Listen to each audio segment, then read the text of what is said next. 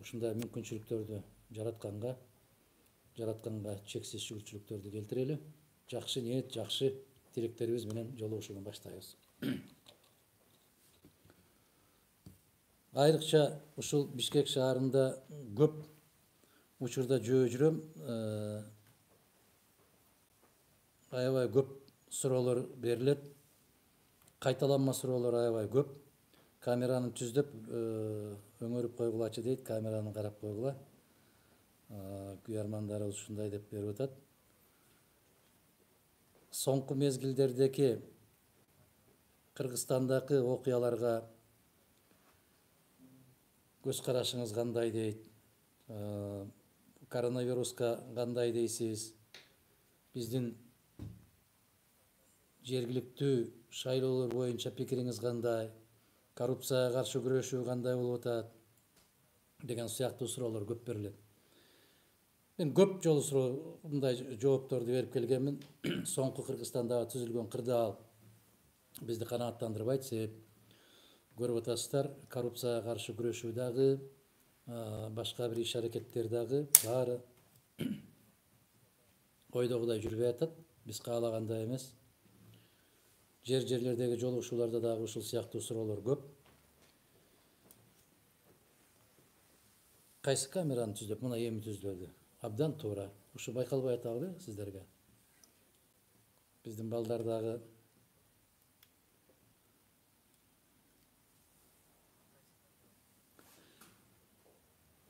жергиликтүү шайлоо мыйзамсыз өтүп жатат дейт. Мыйзамсыз өтүп жаткандыгы боюнча Мыктыбек Адылбекович деген берип атыптыр. Жергиликтүү шайлоолор боюнча пикиримди мен сиздерге башта эле айтканмын. Мынчалык жапайы, мынчалык одоно мыйзам бузуулар менен өткөн жери жок. Биз ошондуктан бүтүн Кыргызстан саясий партиясы эмне үчүн шайлоого катышпай атасыздар? Эмне үчүн биздин партия шайлоолордо жок болуп атат деп Россия Федерациясындагы жүргөндөр, биздин жергиликтүү күйөрмандарыбыз көп жолу суроо бердиңиздер. Мен ошонун мүмкүнчүлүктөн пайдаланып мен сиздерге жооп берип коеюн. Өткөндө дагы жообумду каттуу эле бердим эле. Биз бүгүнкү түзүлүп аткан момундай бир маскарачылыкка катышпоону чечтик. Алардын колунда оюнчук, биз куурчак эмеспиз. Жергиликтүү шайлоолор кандай өтүп аткандыгы жөнүндө баарыбыздын биздин кабарыбыз бар. Канчалаган кишилерди каттап, убактылуу каттап, ошолордун баарын бир партияга добуш бересиңер деген аракеттерди жүргүзүп аткандыгы боюнча кабарыбыз бар. Биз бүтүн Кыргызстан саясий партиясы кайрылуу жасаганбыз. Башка саясий партиялардын жетекчиликтерине ушул сыяктуу мыйзам бузуулар менен болуп аткан нерселерге кайдыгер болбостон биз аны четке кагышыбыз керек. Момундай алдын ала белгилүү болуп калган оюндарга катышпашыбыз керек. Эгерде кайдыгер болбосоңуздар, ушул оюндарды токтотолу. Аны бойкот кылалы дагы. Элдин укугун, менин укугум бар деген сыяктуу кыймылдарды күчөтүп, биз мыйзамда, конституцияда кандай көрсөтүлсө, ошондой шайлоолорго талабыбызды коюшубуз керек деп жарыя кылганбыз. Тилекке каршы кээ бир саясий партиялар бийлик менен, жана кээ бир депутаттар да айтып атат, бийлик менен макулдашылып алгандар, алар менен кеңешилип алгандар, шайлоо эле шайлоо деп буламдан улам ушул тескери жолдор менен кетип бараткандыгы эл байкап коюңуздар, таразыга салыңыздар. Ушундай жолдор менен шайлоого бараткан бүгүнкү партияларды өзүңүздөр байкаңыздар, көрүңүздөр. Ондогон миң жок шайлоочуларды алып келип каттатып, ошолорду бизге добуш берди кылабыз деп арам жолдор менен бараткан партияларды эстеп коюңуздар. Аллах насип кылган болсо, күздө аларды эскертесиздер. Күздө буюрса жогорку кеңешке шайлоолор келгенде аларга өзүңүздөрдүн мамилеңиздерди билдиришиңиздер керек болот. Бүгүнкү түзүлгөн кырдаалга карата мен дагы бир жолу кайрылам. Апрелде өтө турган 12 апрелде өтө турган жергиликтүү шайлоолорду мына түзүлгөн кырдаалга жараша, ооруларга жараша токтотушубуз керек. Мечиттерди токтотушту, кинотеатрлар токтолду, ар кандай оюн зооктор токтотулду, той тамашаларды өткөрүү токтотулду, шайлоо токтотулбайт. Бул эмне деген эки стандарт? Шайлоо болгон жерде байкабайсыздарбы? Миңдеген кишилер бир жерге чогулат эмеспи? Бир кичинекей бөлмөнүн ичинде 4 добуш берүүчү жер орнотулган болсо, ал жерге миңдеген кишилер кирип чыгат го. Бир эле калем менен Миңдеген кишилер ошол калемди кармап добуш берет го. Эмне үчүн шайлоолорду токтотууга мүмкүн эмес? Мен ушундай сунуш киргизем. Жергиликтүү шайлоолорду дагы токтотуп, күздөгү парламенттик шайлоо менен шайлоонун бир күнүн гана белгилеш керек.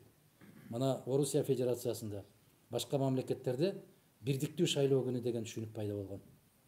Бардык деңгээлдердеги шайлоолор бир жылда, бир күндө, бир убакытта өтөт. Биз дагы жергиликтүү шайлоолорду эгерде бир жарым жылга жылдырып турган болсок, аны менен дүйнө оодарылып кетпейт. Ушул талапты коюшубуз керек. Эгерде 50ден ашык чайканаларда дагы, ашканаларда дагы отурганга тыюу салып аткан бийлик, 1000ден ашык киши бир убакта бир жерде топтоло турган, бир калемди колдоно турган, бир эшикти кармап кире турган шайлоолорду токтотсок, анда биз бүгүнкү талапка жооп берген болобуз дагы, өзүбүздүн саясий кызыкчылыгыбыздын жок экендигин далилдеген болобуз. Адаханким Самбаевич дейт, сизди ал жер жоголуп кетти го.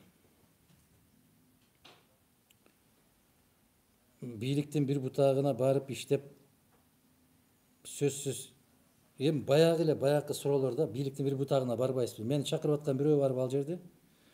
Адахан мырза, сизден Аллах разы болсун. Сизден 2010 жылдан бери сизди шайлап келем. Буюрса болосу иншаллах деп Уларбек, рахмат Уларбек. Тойлорго чектөө киргизет элеңизби коронавирустан кийин деле дейт. Коронавирус ушул себепчи болсун. Кече бир кабалах илими бар, ошонун бир профессору сүйлөп атат. Бүтүндөй дүйнөдөгү болуп аткан момундай апааттардын бардыгы бир жерде токой өрттөнүп атат, бир жерде суу көчкү болуп атат, жер көчкү болуп атат, момундай оору чыгып атат, пандемия деп жарыяланып атат. Мына ушулардын баары адам баласына берилген эскертүү катарында деп абдан туура сүйлөптүр. Бул биздин мусулманчылыкта дагы, кыргызчылыкта дагы көптөгөн бир тарыхыбызда далилдер бар. Ар бир коом өзүнүн пейилине жараша көрөт, тагдырына жазганын көрөт дегендей, мына ушул нерселердин баарын сыноо катарында деп айтып атат. Мен ошол пикирлерге толугу менен кошулам. Тойлорду биз чектешибиз керек. Тойлор чектен чыгып кеткен. Мен муну бүгүн эле айтып жаткан жерим жок. Соңку бир 10-15 жылдан бери эле айтып келем. ЗАГСка чыккан жигиттерге дагы айтып келатам. Анан 800-600 кишиден жыйнап алып тойлорду өткөргөндөргө да айтып келем. Той деген бул жеке турмуштук туугандардын ортосундагы боло турган бир жакшы бата алып берүү максатында өтүш керек. Мени көрүп койгула, кимдерди чакырдым, кандай концерт берип атам деген баягындай жарышууларды токтотушубуз керек. Адахан мырза, сизден Аллах разы болсун дейт. Рахмат. Муну в прямом эфире участие стать гостем дейт. Пожалуйста. Доллар эмне болот, кандай ойдосуз дейт. Доллар биздин экономикабызга жараша болот. Тилекке каршы Кыргызстандын экономикасы сыртка аябай көз каранды. Бизден көп нерсе көз каранды эмес. Бийликтин бир бутагына барып иштеп бериң дейт Амангелди мырза. Амангелди мырза, келиңиз, экөөбүз сүйлөшөлү. Кайсы бутагына мени чакырып атты экен, мен жок деп атып турмун. Жеке ишкерлер элди багып жатты эле, эмне үчүн алар азыр аларды колдобойт бийлик?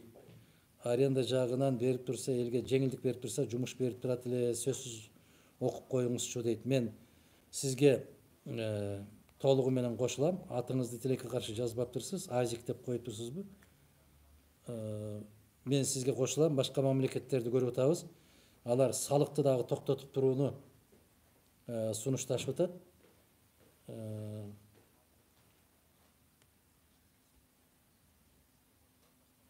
Эмне чыкты бул? Салыкты дагы токтотуп турууну сунушташып атат. Мамлекет, өкмөт өзү ушундай демилгелер менен чыгып колдоого алышып атат. Биздин мамлекетте билесиздер, салыкты киргизсе ошол түнү баштайт, салыктан жеңилдетилген болсо аны атайын көпкө чейин созуп турушат. Агай, быйылкы шайлоодо көп мандат менен өтүп премьер-министр болуп өкмөттү жетектегениңизди каалайт элем дейт. Саттар уулу Нурлан. Саттар мырза, тилегиңизге рахмат. Ал элден көз каранды. Биз эл ушундай бир чындыкты, тазалыкты, тартипти каалайбызбы жокпу, аны эл чечет. Кудай буюрса күздө көрөбүз. элдик президентибиз дейт. Рахмат. Матов, кыргызмын деп күйгөндөр болсо эмнеге ушул депутаттар бир жыл айлыгы расходу жок иштеп бере алышпайт? Тышкы карызды ошентип жолун тапса болобу дейт. Башка дагы толтура жолдору бар. Сөзсүз эле айлыктан эмес, башка жолдору да бар. Аны чече турган күйөрман кыргыздын бир азаматтары чыкпай аткандыгын сиз менен биз күбө болуп атабыз, көрүп атабыз. Сизди депутат болуп келет деп ишенебиз иншаллах дейт. Акай Жанова дейт. Рахмат. Биз жаштар сизди колдойбуз. Рахмат. Ассаламу алейкум. Ва алейкум ассалам. Алахан Ким Самаевич, Бакиев жакшы иштеген ошого макулсузбу? Мен жакшы иштерин жакшы деп бүтүндөй жолуккан жерлерде жар салып айтып жүрөм. Кемчиликтерин дагы, жакшылыктарын канчалык айтсам, кемчиликтерин деле ошондой айтам. Жаңылбаган киши болбойт, катачылыктары болгон. Ошол 2010 жылдан кийин биз элдик бийликпиз деп келген азаматтарга караганда ошол мезгилдеги бийлик эчен эсе мыкты иштеген. Ага бир себеп, мындай бир мисалды келтирип коеюн. 2005 жылы жаңы бийлик орношкон мезгилде Кыргызстандын сырткы карызы канча болгон? Анан 4 жылдын ичинде карызды канчага кыскарткан? Ошону эле карап көрүңүздөр. Анан могу турумдукчулар келгендин ичинде 6 жылдын ичинде ошол карызыбыз 2 эсе көтөрүлүп кеткен. Мына сиздерге жөнөкөй эле сандар менен айтып коелу. Ошону менен салыштырып аласыздар өзүңүздөр. Президент болбой туруп министр болуп ошол тартипти түзө аласызбы? Жок. Кандай болбойт. Үйдө атаңыз менен энеңиз турганда үйдүн тартибин атасы менен энеси орнотот. Үйдө канчалык акылдуу болсоңуз дагы балдар тартипти орното албайт. Ошол сыяктуу эле. Кызыл Кыяда да сизди колдогон эл көп дейт. Чыңгыз Мусаев. Рахмат. Неге сиз ак үйгө бастырып барбайсыз? Бастырып баргандан Кудай сактасын. Мен ошол 10 жылы бастырып келгендерди жапайычылыкка эч качан барбайм. Мен өз элимди дүйнөлүк аренада мындай бир уят болушун каалабайм. Жакшы тилектериңиздерди айтып атыпсыздар, бата берген сыяктуусуздар. Баарыңыздарга ыраазычылык билдирем. Ушул мүмкүнчүлүктөн пайдаланып, кече жакында 2-5 деп каттуу кызуу колдодуңуздар, жакшы пикирлериңиздерди айттыңыздар. Мен баарыңыздарга терең ыраазычылык билдирем. Баардыгыбызга мага эмнени кааласаңыздар 55 жылдык менен куттуктап, ошолорду эселеп жараткандан сиздерге сурап кетем. Пикирибиз дал келген дагы, дал келбеген дагы ар кайсы жактардан азаматтар аябагандай көп жылуу сөздөрдү, жылуу пикирлерди жаздыңыздар. Баарыңыздарга ыраазычылык билдирем. Ошол жакшылыктарды бирге көрүштү насип эткен болсун. Ош шаардык кеңештин шайлоосунда эмнеге партияңыз катышпады дейт Адилет Мукаев мырза. Мен азыр эле Адилет мырза жооп берди мага. Момундай болуп аткан шермендечиликке биз ага куурчак катарында катышып бере албайбыз. Ал жерде аябагандай одоно мыйзам бузуулар болуп атат. Мына ол Токмок шаарындагы бир жетекчини сабап кетти эле, ошол Биримдик партиясы деп жарыя кылды. Президентке кайрылды. Президентмин деп отурган азамат ак деген жок, көк деген жок.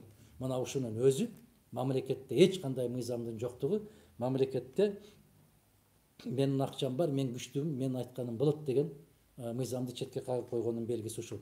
Болбосо ар кандай мамлекеттин жетекчиси сөзсүз түрдө ага мамиле кылыш керек эле, ага кандайдыр бир жоопторун кайтарыш керек эле. Эсиңиздерде барбы? Россияда бир журналистти мыйзамсыз кармап койгондугу үчүн нечен генералдар кызматынан кол жуушту, кандай кылмыш иштери козголду. Мына ошол жерде мамлекет бар, мамлекеттин жетекчиси бар деп айтсак болот. А биздеки шермендечилик мына бүгүнкү күнгө чейин ак же көк деп же ички иштер министрлиги же прокурор жооп берген жок. Өкмөттүн же мамлекеттин жетекчиси мындай эле коелу. Анан кече чочуп калып чыга калып башка мамлекеттин жетекчилери ушундай кылып кайрылып аткан экен деп кайрылып коюусу ал жалпы биздин өлкөдөгү маселени чечпейт. Мен бардык партияларга жетекчилерине кайрылганмын.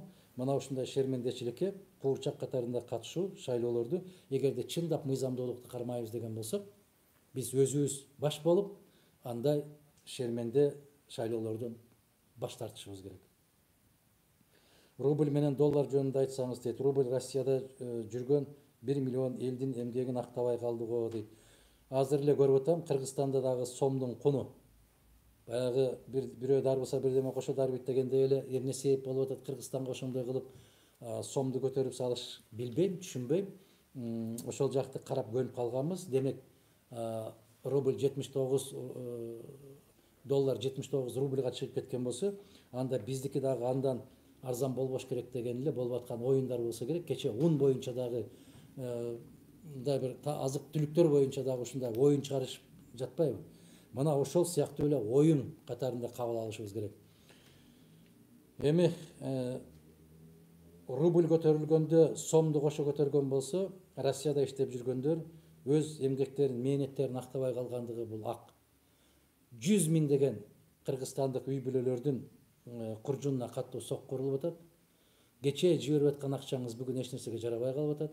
Кечээ жиберген акчаңызга жакшы торпок ала турган болсок, бүгүн анын ордуна бир кой да ала албай калган учур болуп калып атат. Бул жасалма түрдө көтөрүлүп аткан сыяктанат. Кыска мезгилдин ичинде аны түшүндүрүп айтуу кыйын. Өзүнчө бир тема кылышыбыз керек бул экономикалык маселе боюнча.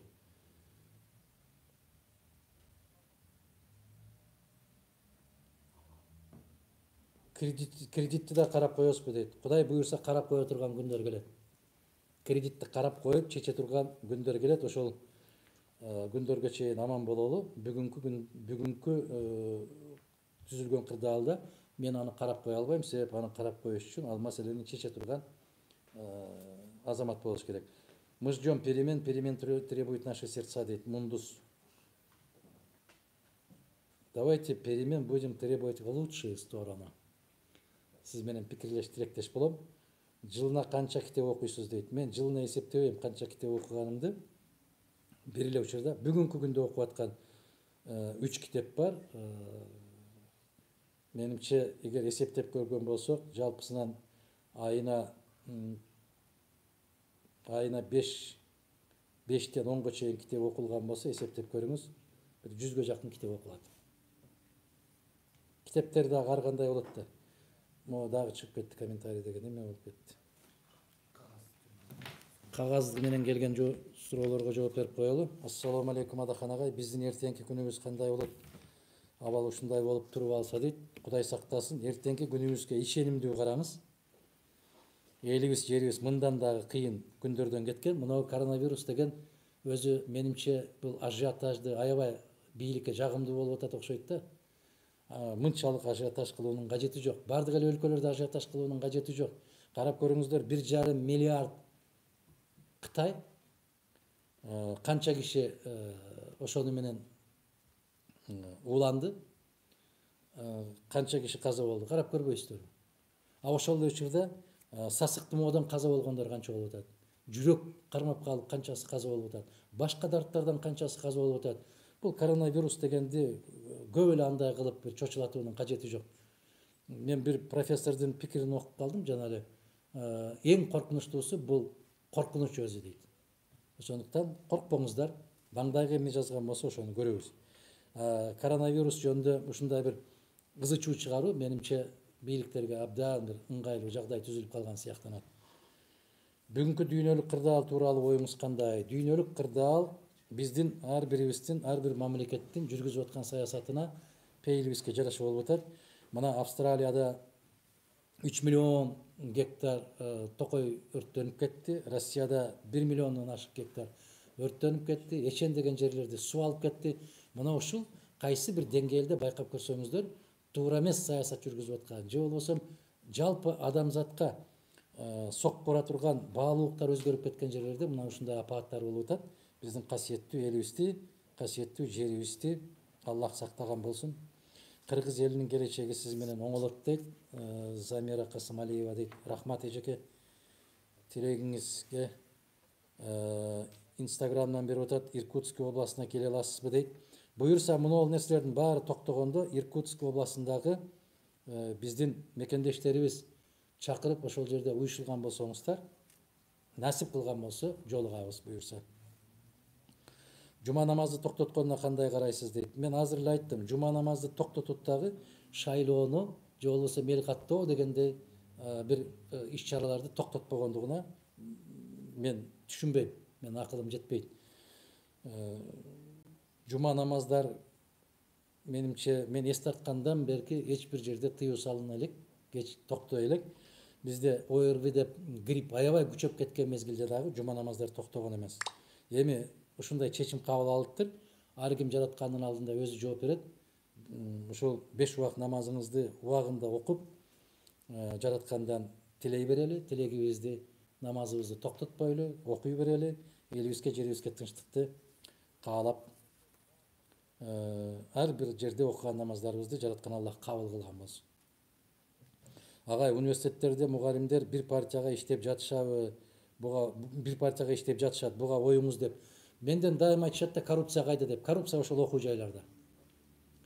Мектеп болобу, университеттер болобу, мына ошол партияга иштеп жатышкан мугалимдер да аман болсун. Кече ушул мугалимдер бүт баары жапатырмак Атамбаевка деп чуркап жүрүшкөн. Эмне үчүн Атамбаев бүгүн жоопкерчиликти тартып атат дагы? Атамбаевка деп зачеткаларды топтоп, ар бир паспорттарды топтоп жүргөн мугалимдер эмне үчүн жооп бербейт? Эмне үчүн алар жооп бербейт? Мына ушул кылгылыктуу иштердин баарын, жасалма протоколдордун баарын мектептин мугалимдери, университеттердин мугалимдери мына ошолор жасабады беле. Алар мыйзам алдында жооп бербесе дагы бүгүнкү түзүлгөн кырдаалга моралдык жактан алардын да жоопкерчилиги бар. Экинчиден, иштеп жатышат деп эле койбостон, студенттер өзүңүздөр дагы бекем болушуңуздар керек да. Өзүңүздөрдүн дагы эркиңиздер болуш керек. Зачеткаңды бер, анан тигиге добуш бер, буга добуш бер десе, биз көрүнгөн жака айдап жүргөн тоокпузбу же койбузбу? Өзүбүздүн эркибиз барбы? Эмнеден коркуп, кимден коркуп айткан жагына басып атабыз? Келиңиздер өзүбүздүн жоопкерчиликти дагы сезели. Анан ушинтип атат, мынтип атат деп эле жана өткөндө Атамбаев менен аябай жакын болуп жүргөн досу, жетекчилик кызматтарда иштеп жүргөн досу, а кишини камап койгондон кийин баатыр болуп чыгып атпайбы? Бизди ушундай кылып, колубузду бурап, бутубузду бурап, коркутуп, ушундай чечимдерди кабыл алдырган деп. Айланайын, кантип уялбай ошону айтып атасың?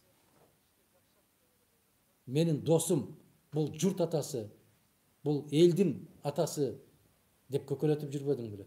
Анда эмне үчүн көкөлөттүң? Ошондуктан мына бир партияга иштеп атат. Бир партияга иштейби, башкасына иштейби?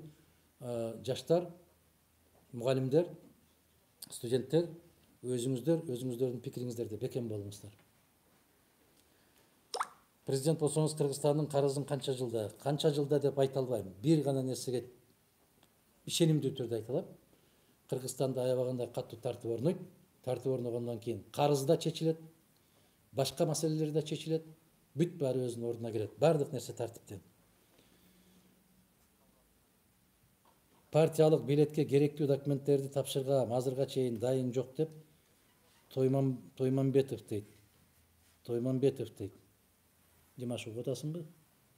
Жазып ал дагы, эмне үчүн бардык нерселери берилген болсо, документтер ушул мезгилге чейин партиялык билет берилген эмес. Билеттерин даярдап берип койгула. Доллар кымбаттап, элге өтө кыйын болду, ушуга чара колдонсо болобу дейт. Сөзсүз, чара колдонбой турган себеп жок. Бардык жерде чара колдонсо болот, баарына каршы. Бул өкмөттүн абалына жараша болот.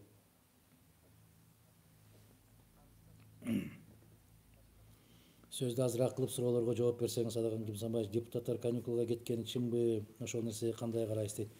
Мына Таха Парпиев дейт. Ошол сен сыяктуу азаматтар берип аткан суроолорго жооп берип атам да. Мен өзүмчө сөз сүйлөп аткан жокмун да. Депутаттардын каникулга кеткени менимче ушундай учурда кырдаалда 500дөн ашык жыйналбасын десе, алар болгону 120 120сы болуп деле кыйратып 120сы отурган күндү биз көрбөйбүз. Ашып барса 30-40 эле киши отурат. Эми бир өздөрүндө болсун, каникулга кетип калган болсо. Адахан Кимсанбаевич, сиз өзүнүн баш болуп мамлекетке жакшы инвестор алып келбейсизби? Мен жүр жакшы инвестор кел десем эле келе койбойт алар. Бул жер дагы кетип калдыбы? Эмнеден ушундай чыгып кетет?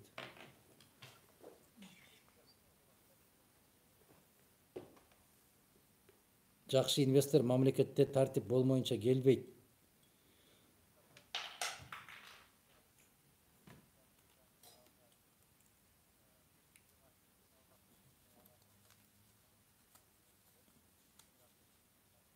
Кызыл Кыяда да сизди колдогон эл көп дейт. Рахмат, Чыңгыз Мусаев дагы чыгып. Сиз кандай ойлойсуз? Кыргыз Республикасы тышкы жана ички карыздар кутула алабы дейт. Момундай саясат менен кутулушубуз кыйын болот. Күндөн күнгө тескерисинче карызга батып атабыз. Ал үчүн чечкиндүү чараларды колдонгон таза элдик бийлик келүү керек. Рубль менен доллар жөнүндө айтып кеттиңиз. Айттым мен алар боюнча. Ассаламу алейкум Адахан мырза. Айбек Алиев дейт, партиялык шайлоону жокко чыгарып, округ жерлерден кыйынчыган эр жигиттерди шайлоо болсо жакшы болот эле. Биздин талап ушундай. Сиздин оюңуз менен толугу менен макулмун. Биз партиялык тизмеге, партиялык система менен шайлоого башынан бери каршыбыз. Аны сиздер жакшы билесиздер. Президент болбой туруп премьер-министр болсоңуз, ошол ишти тартипти түзүп, Кыргызстанды өнүктүрүп тартип түзсө болобу? Бүгүнкү алардын жазган конституциясы боюнча президент эч ким эмес. Бүгүнкү конституция боюнча премьер-министр болуп калган болсоң, бүт баарын зыңгыратып ордуна келтирип койсоң болот. Бирок тилекке каршы андай премьер-министрлерди койбойт. Эт менен челдин ортосунда араңдан араң жүргөн, балбырап катуураак сүйлөсөң ыйлап жүгүрө турган азаматтарды таап коет дагы. Ошонун натыйжасында өзүм башкара берем деген ойдо болот. Агай, акыркы убакта кээ бир депутаттар пиар менен алек болушту. Кээ бир депутаттар Ош базарга барып манты жеп жүрөт. Билгендерин кылышсын. Ким эмне колунан келсе ошону жасай берсин. Мен андай кылба, мындай кылба деп айта албайм. Кызыл Кыя шаары сизди күтөт дейт, колдойт дейт. Рахмат. Аллах насип кылган күнү барабыз, жолугабыз. Акимов, привет дейт. Ассаламу алейкум, ассалам.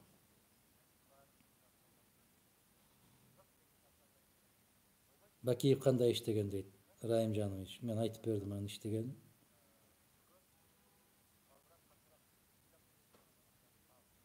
Сизди быйылкы шайлоодо көп мандат менен өткөрсөк, өкмөттү баштап президентти ордуна кое аласызбы дейт. Алардын жазган конституциясы боюнча бир күндө ордуна коюп койсо болот. Ишенип коюңуз. Бир күндө ордуна коюп койсо болот. Бүгүнкү күндө президент эч нерсеге аралашканга укугу жок. Бирок бардык нерсени чечип атат, эч кандай жоопкерчилиги жок.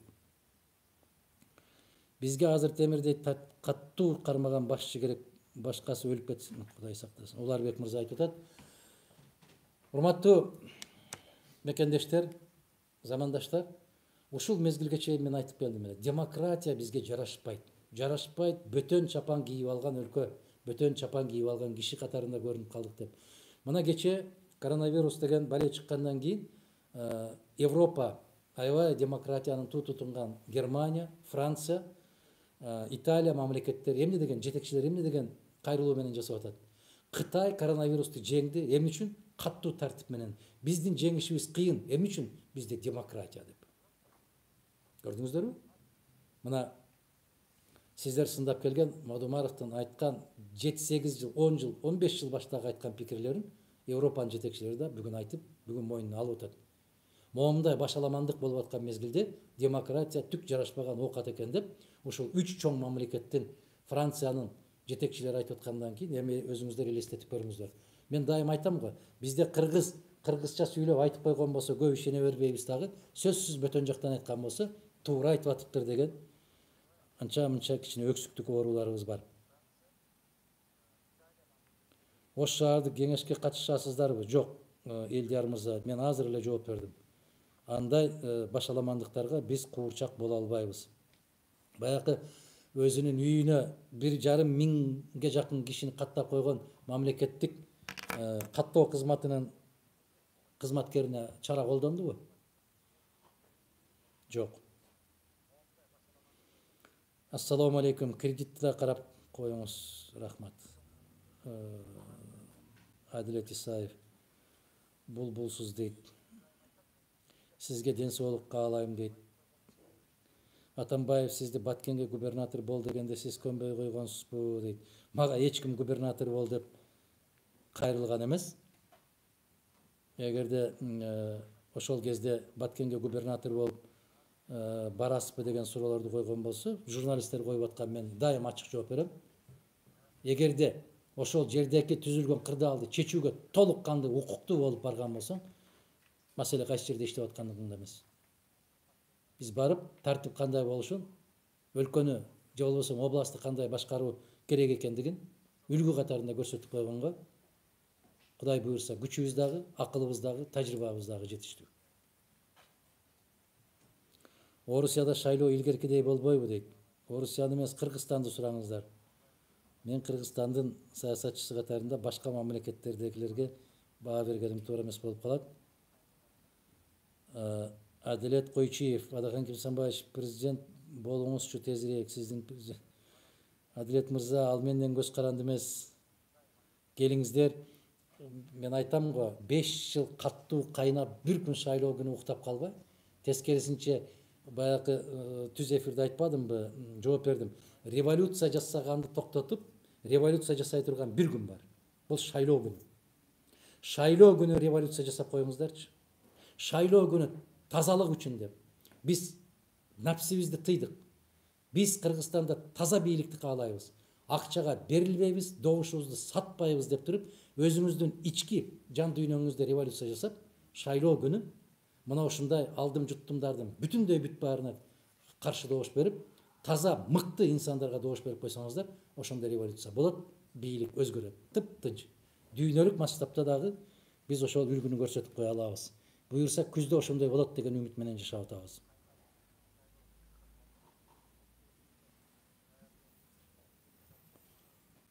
Доллар менен кредит төлөгөндөргө кандай жеңилдик бериш керек, оюңуз кандай агай дейт. Доллар менен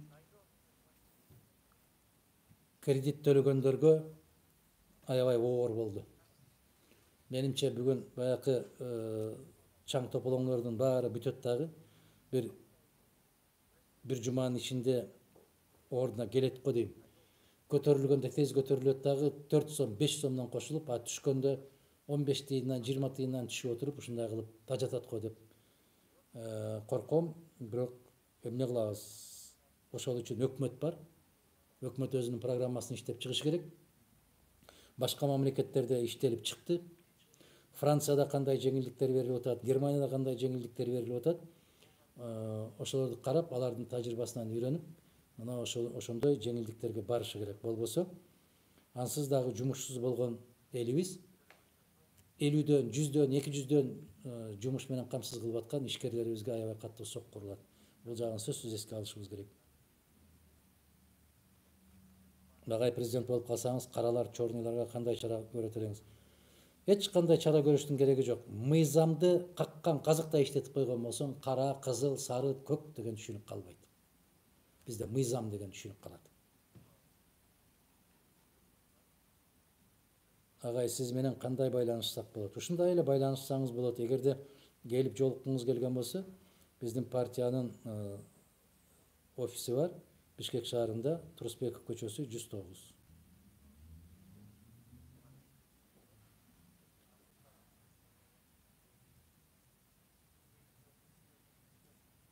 Бекжан саламат деген суроо берип атат. Уйгурсузбу дейт. Эми Бекжан, ар бир инсандын улуты өзүнө куттуу болсун. Биз дайым айтып келебиз, кыргыз кыргыз болгондугу менен сыймыктаныш керек, өзбек өзбек болгондугу менен, казак казак болгондугу менен өзүнүн улутун жашырган айбан. Аллахка чексиз шүгүрчүлүк келтирет. Бекжан мырза, эгер сиз ошондой деп угуп калган болсоңуз, мен ошондой көргүңүз келип аткан болсо, мен сизди бир аз ниетиңизди актай албай калам. Аллахка чексиз шүгүр, 7 атамдан бери кыпкызыл кыргызбыз. Президент болсоңуз жумушту эмнеден баштайсыз? Тартип.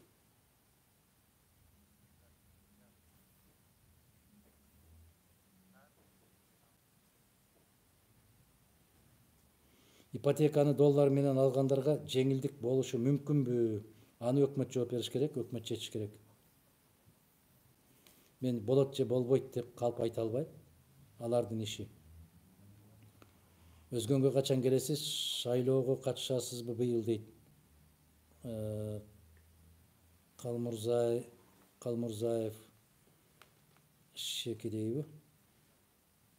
буюрса даяр болсоңуздар, чакырсаңыздар, жолугушабыз десеңиздер, өзгө могул жерден кыйкырсаң боло турган жер турбайбы?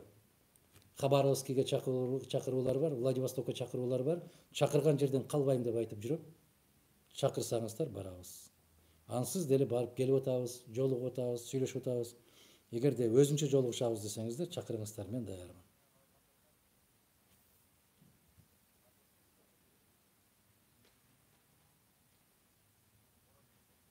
Саламат, ассаламу алейкум, кандайсыз? Шүгүрчүлүк. Рахмат сураганыңызга. Жыргалбек, Жылдыз дейт, кимдер дейт.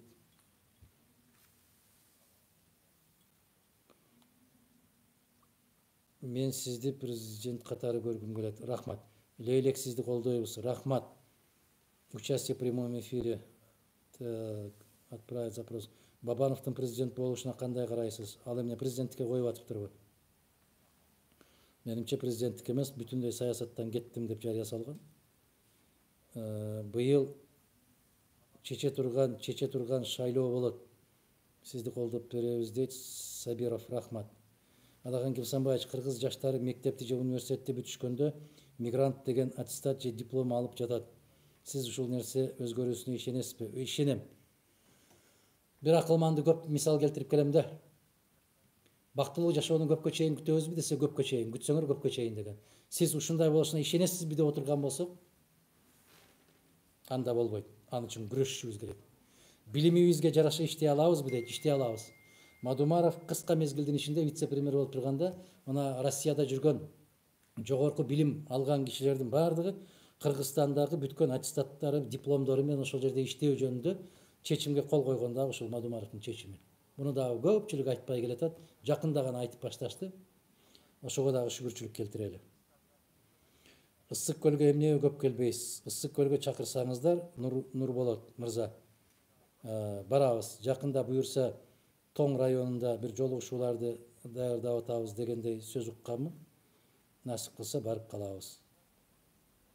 Мен барып уюштурбайм да чогулуштарды.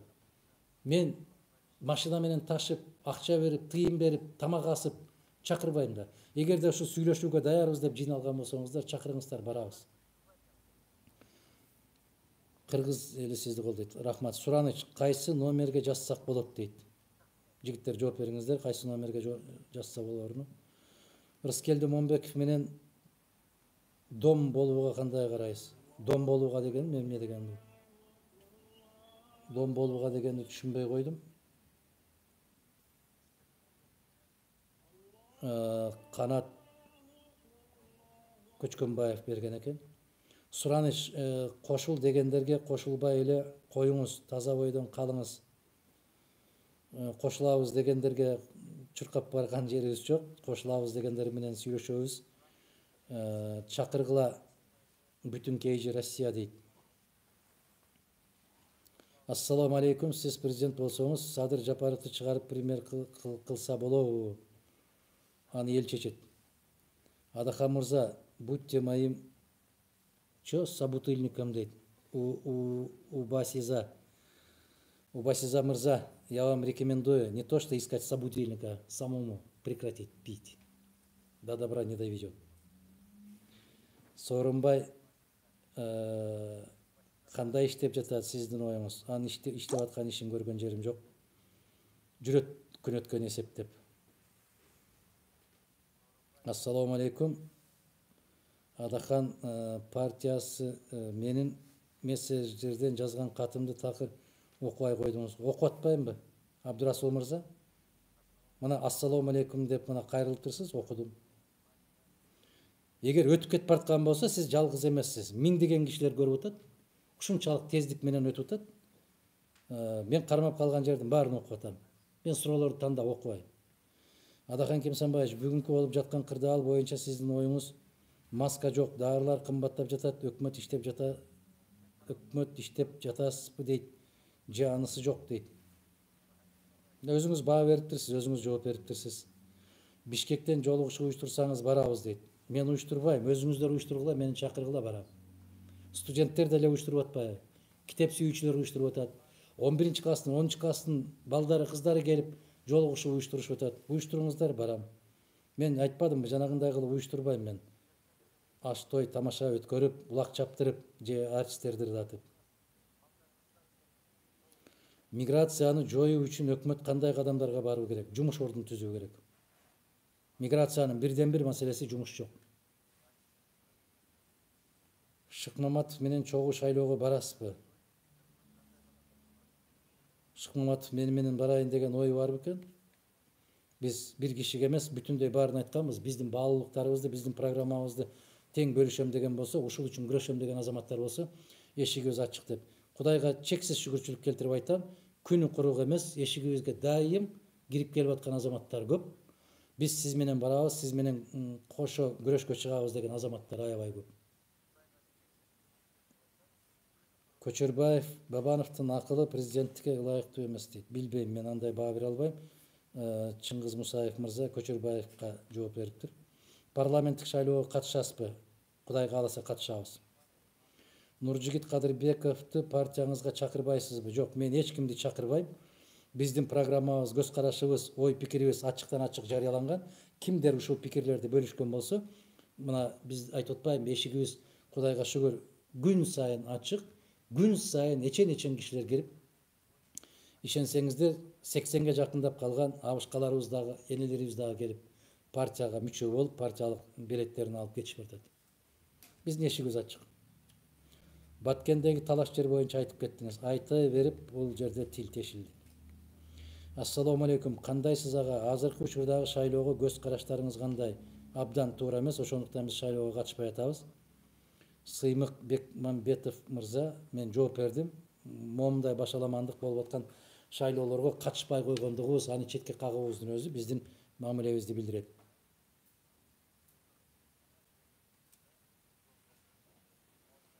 Ден дос болууга дейт. Ким менен?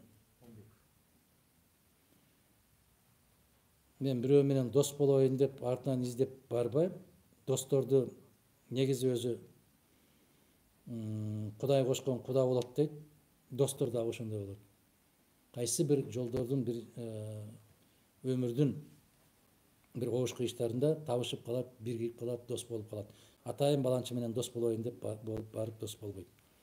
Кыргызстанда 7 област бар. Ар бир областта 2ден депутат шайлаш керек. Калган 106 депутатты иштен алыш керек. Ушуга кандай карайсыз? Биздин программабыз бар. Алимбеков мырза 75 депутат болуш керек. Эң ашып барганда Кыргызстанда 75 шайлоо тилкесине бөлүш керек. Аны партиялык тизме менен эмес, элдин элегинен өтүп келген жигиттер менен кыздар болуш керек. Эл түздөн түз шайлаш керек, партия эмес. Чубак ажы элдин баарын алдап, Жээнбековго баш ийгиле, ал намаз окуйт деп алдай берет. Ушуга сиздин пикириңиз? Ар бир киши Аллахтын алдында өзү жооп берет, айрыкча аалымдар. Аалымдардан сурак каттуураак болот. Себеп ошон үчүн билип билбей кылган күнөөлөрүбүздү кечир деп жаратканга жаралабыз. Ар бир киши өзү жооп берет жараткандын алдында. Сиз да Бакиевдин убагында Мирзиёевго окшоп унчукпай отуруп турсаңыз болмок. Мүмкүн бийликке келип калмаксыз. Мен унчукпай тура албайм. Көрүп турган нерсени убагында айтыш керек. Өз убагында айтылган, өз убагында айтылбаган чындык жалганга караганда көбүрөөк зыянын тийгизет дейт. Мына мисал катарында айтып көрөлү да. Соңку эле 6 жылда алып көрөлүчү. Өз убагында айтылды. Атамбаевка не деген сын пикирлер айтылды? Тескерисинче мени менен күрөшүп келишти. Өз убагында чындык айтылды эле, ошондо чындыкка көңүл буруп койсо, мүмкүн бүгүнкү кейипти киймек эмес. Өз убагында айттым шайлоонун алдында. Атамбаев сунуш кылып аткан талапкер президенттикке жарабайт деп. Кыргызстандын эли ары бери калчап келип отуруп, 1 жылдан кийин чыгышты. Чындыгында жарабайт экен деп. Мен өз убагында айттым. Зыян тартсам дагы өз убагында айтам. Я еще одну стопку выпил дейт за ваше здоровье. У Басиза Мырза, я же говорил, перестаньте поднимать стопку. Давайте будем вести трезвый образ жизни, здоровый образ жизни, будем заниматься здоровьем. Назира Бегим. Саламатсызбы, Баткен эли сизди 2008 жылы Тажикстанга жерди берип салды дешет. Буга кандай жооп айтасыз? Тарых жооп берет. Кезинде Разаковду ушундай кылып каралап кетирип 50 жылдан кийин ыйлап отурабыз. Кезинде ким деген азаматтардын баарын ушундай каралап отуруп, бүгүн не деп какшап отурабыз. Мына ошолордун бири катарында кабыл алыңыз.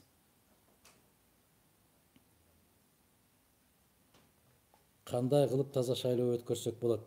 Эгерде биз напсибизди тыйып, берген акчасын албай, берип аткан тамактарын ичпей, чаптырып аткан улагын чаппай, жасап аткан би, ыр, күү кечелерине барбай, өзүбүздүн пикирибизди бекем карманган болсок, ошондо таза шайлоо өтөт. Таза шайлоо өткөрүү ар бирибиздин өзүбүздүн колубузда. Биз каалайбызбы? Ошондой болот. Таза шайлоону каалайбызбы? Кааласак ошондой болот. Кантип сиздин партияңызга кирсек болот дейт. Келиңиз, Бишкек шаары, Турусбеков көчөсү 109. Ассаламу алейкум. Аллахым ден соолук берсин. Сизге Жалал-Абадтан сизди колдойбуз дейт Ильяс мырза. Рахмат. Аллах кабыл кылып бийликке келиңиз дейт. Рахмат, Байгазы.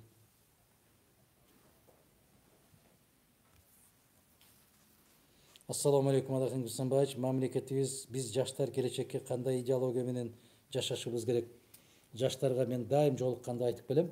Ата-бабаларыбыздан калган каада салт менен ата-бабаларыбыздан калган баалуулуктарды, макал лакаптарды аябай терең өздөштүрүп, ошол макал лакаптарга таянып жашаган болсок, биздин эң мыкты идеологиябыз ошол. Андан өткөн идеология жок.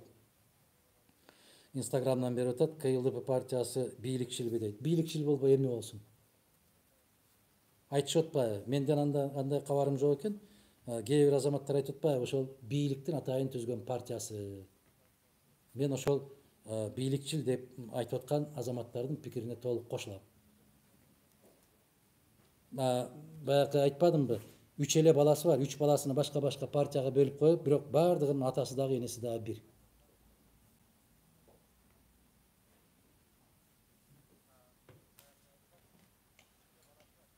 Аллах кабыл кылып келиңиз дейт. Бүтүн кейжи сайт аркылуу катталдым эле, бирок жооп бере элек дейт. Жоробеков Тима. Бүтүн кейжи сайт аркылуу катталдым эле, жооп бере элек дейт. Жигиттер жооп берип койгула. Эмне деген маселе экен? Жоробеков Тима деген кайрылып атат. Адакан Кемсанбаевич, Кыргызстандан өнүгүшүнө канча убакыт керек сиз келсеңиз дейт. Биринчи кезекте темирдей тартипти орнотууга мага жараткан күч кубат берип, ошол ниетке жеткирсе, 1 айга жетпеген мезгил жетиштүү болот тартип орнотуу үчүн. Тартип орнотулгандан кийин бардык нерсе өзүнүн калыбына келип баштайт. Койчуманов мырза сурап атат. Баягы эле мен айткан партияны ошо бийликчилби деген. Ошо бийликчил. Бийликчилердин камчысын чаба турган партиялардын бири.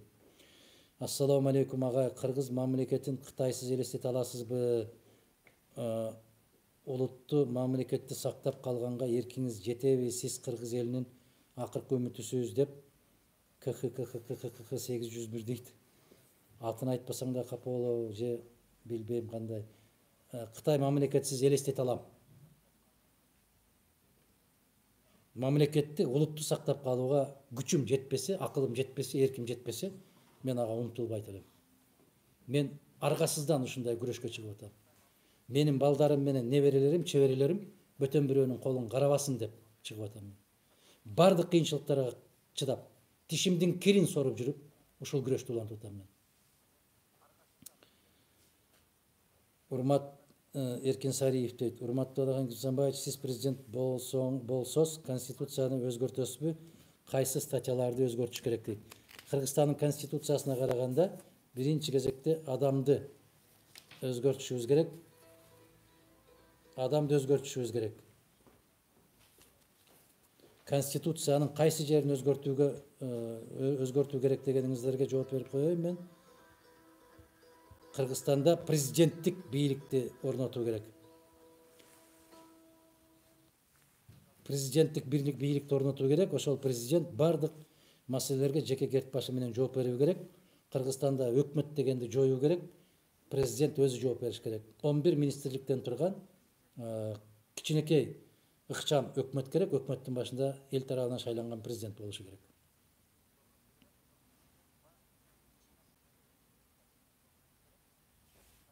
Ассаламу алейкум. Бабанов менен биригип Кыргызстанды өнүктүрүңүзчү дейт. Эгер ал иним келип саясатка киришем деген болсо, маселе жок. Бирок мен укуганыма караганда Аза Саматов мырза ал саясаттан биротоло кеттим деп жарыя кылды. Соке иштей албайт дейт. Мен иштейт деп айткан жерим жок. Сүйүнбаев мырза. Ишиңизге ийгилик байке дейт Мундус мырзабы.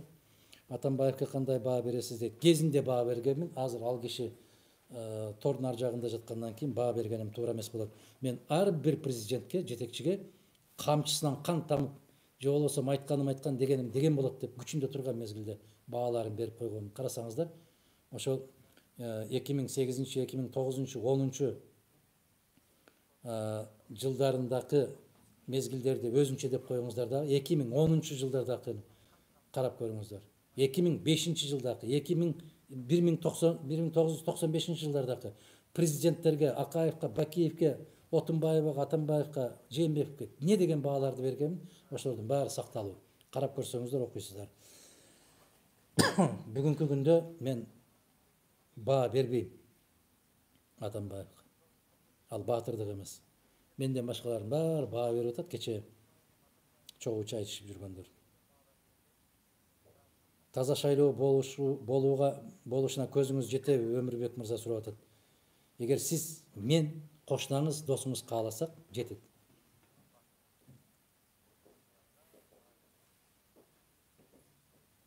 «30 жылдан бери эч оңолбодук. Эмнеге дейт? 30 жылдан бери биз өзүбүзгө өзүбүз суроо бербедик да, эмнеге деген суроону бере албай атабыз.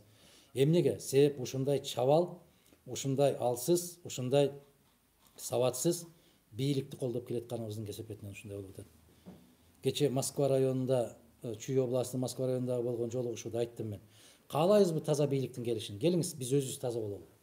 Кантип таза болобуз дейт. Берген акчасын албай коюп эле, тамагын албай коюп, арагын ичпей коюп, айткан кишилердин аркасынан кетпестен өзүбүз тандоо жүргүзгөнүбүздө оңолобуз, тазарабыз. Мен ишенимим бар, Кудай кааласа.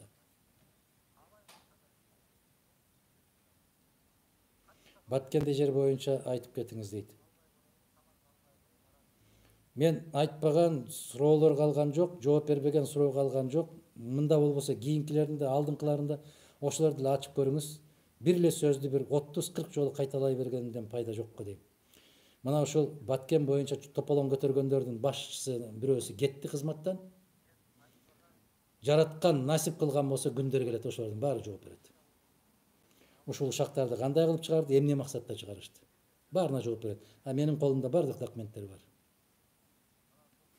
Агай, сизди үлгү тутабыз, сиз элдик президентсиз дейт Нур Исманов. Рахмат. Адахан мырза, кайсы номерге жазсак болот? Жазып койгулачы жигиттер, кайсы номерге жазса болот? Чек араны баштапкы келишим боюнча чечсе болобу? Мисалы, Ферган, Анжижан, Мургап, Тарас сыяктуу кыргыздардын жерлерин кайтарууга. Андай кылыш өтө оор. Өтө оор.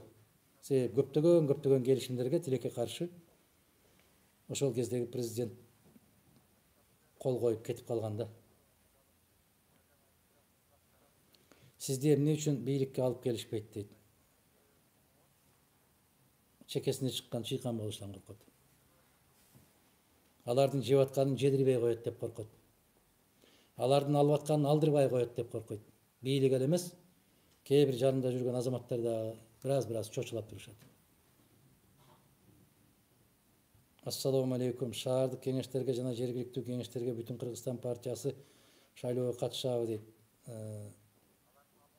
Али Асадиев. Мен жооп бердим. Нуржигит Кадырбеков жөнүндө оюңуз. Ал жигит жөнүндө башкалардан сурагылачы, кыздардан сурагыла ойлорун. Мен жооп бердим го. Мыкты кыргыздын бир азамат жигиттеринин бири өсүп келаткан. Кыргызстан үчүн, келечек үчүн Адахан агайды колдоп бериңиз. Рахмат, Табалдиев мырза.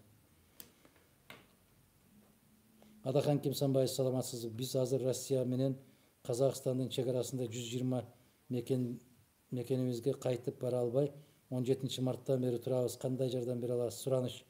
Жооп күтөбүз. Нукура Кыргыз офишал дейт. Тышкы иштер министрлиги чечкиндүү чараларды көрүш керек эле. Кыргызстандын Казакстандагы элчиси чечкиндүү ушундай чараларды көрүш керек эле. Мына көрдүңүздөр, кече Черногория Россиялык атуулдарды самолеттон учурбай аэропортуна киргизбей койду эле. Россия бир заматта чечкиндүү чараларды көрдү. Ошол түнү кайрада учуруп жиберүүгө мажбур болушту. Ошол сыяктуу Кыргыздын ыйгарым укуктуу өкүлдөрү чараларды көрүш керек. Менин сунушум ушул. Бизге ушундай элчиликтердин кереги барбы? Ошондой элчилердин кереги барбы бизге кажет? Маселе ушунда туруп атат. Талапты ушундай коюңуздар. 120 киши барсыздарбы? Талапты коюңуздар. Элчилик же болбосо жакыныраак деген болсоңуздар, Алматы шаарында биздин башкы консулдук бар. Чакырыңыздар ошолорду. Сиздерден кабар алып, сиздердин жагдайыңыздар менен таанышууга милдеттүү ошолор. Ошолор акча алып атат. Ошолор акча таап, нан таап, жеп атат. Ушундай иштерди аткарабыз деп. Президент барганда же башка жетекчи сөрөйлөрүң барганда гана пайда болуп калыш үчүн эмес. Ар бир кыргыз жаранынын ошол өлкөдөгү маселесин чечебиз деп отурушат ошолор.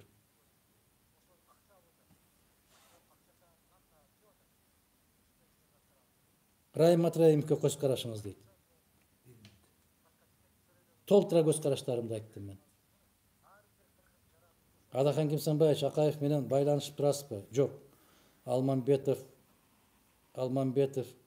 деген суроо бериптир. Байланышып турасызбы? Байланышып турган жокмун.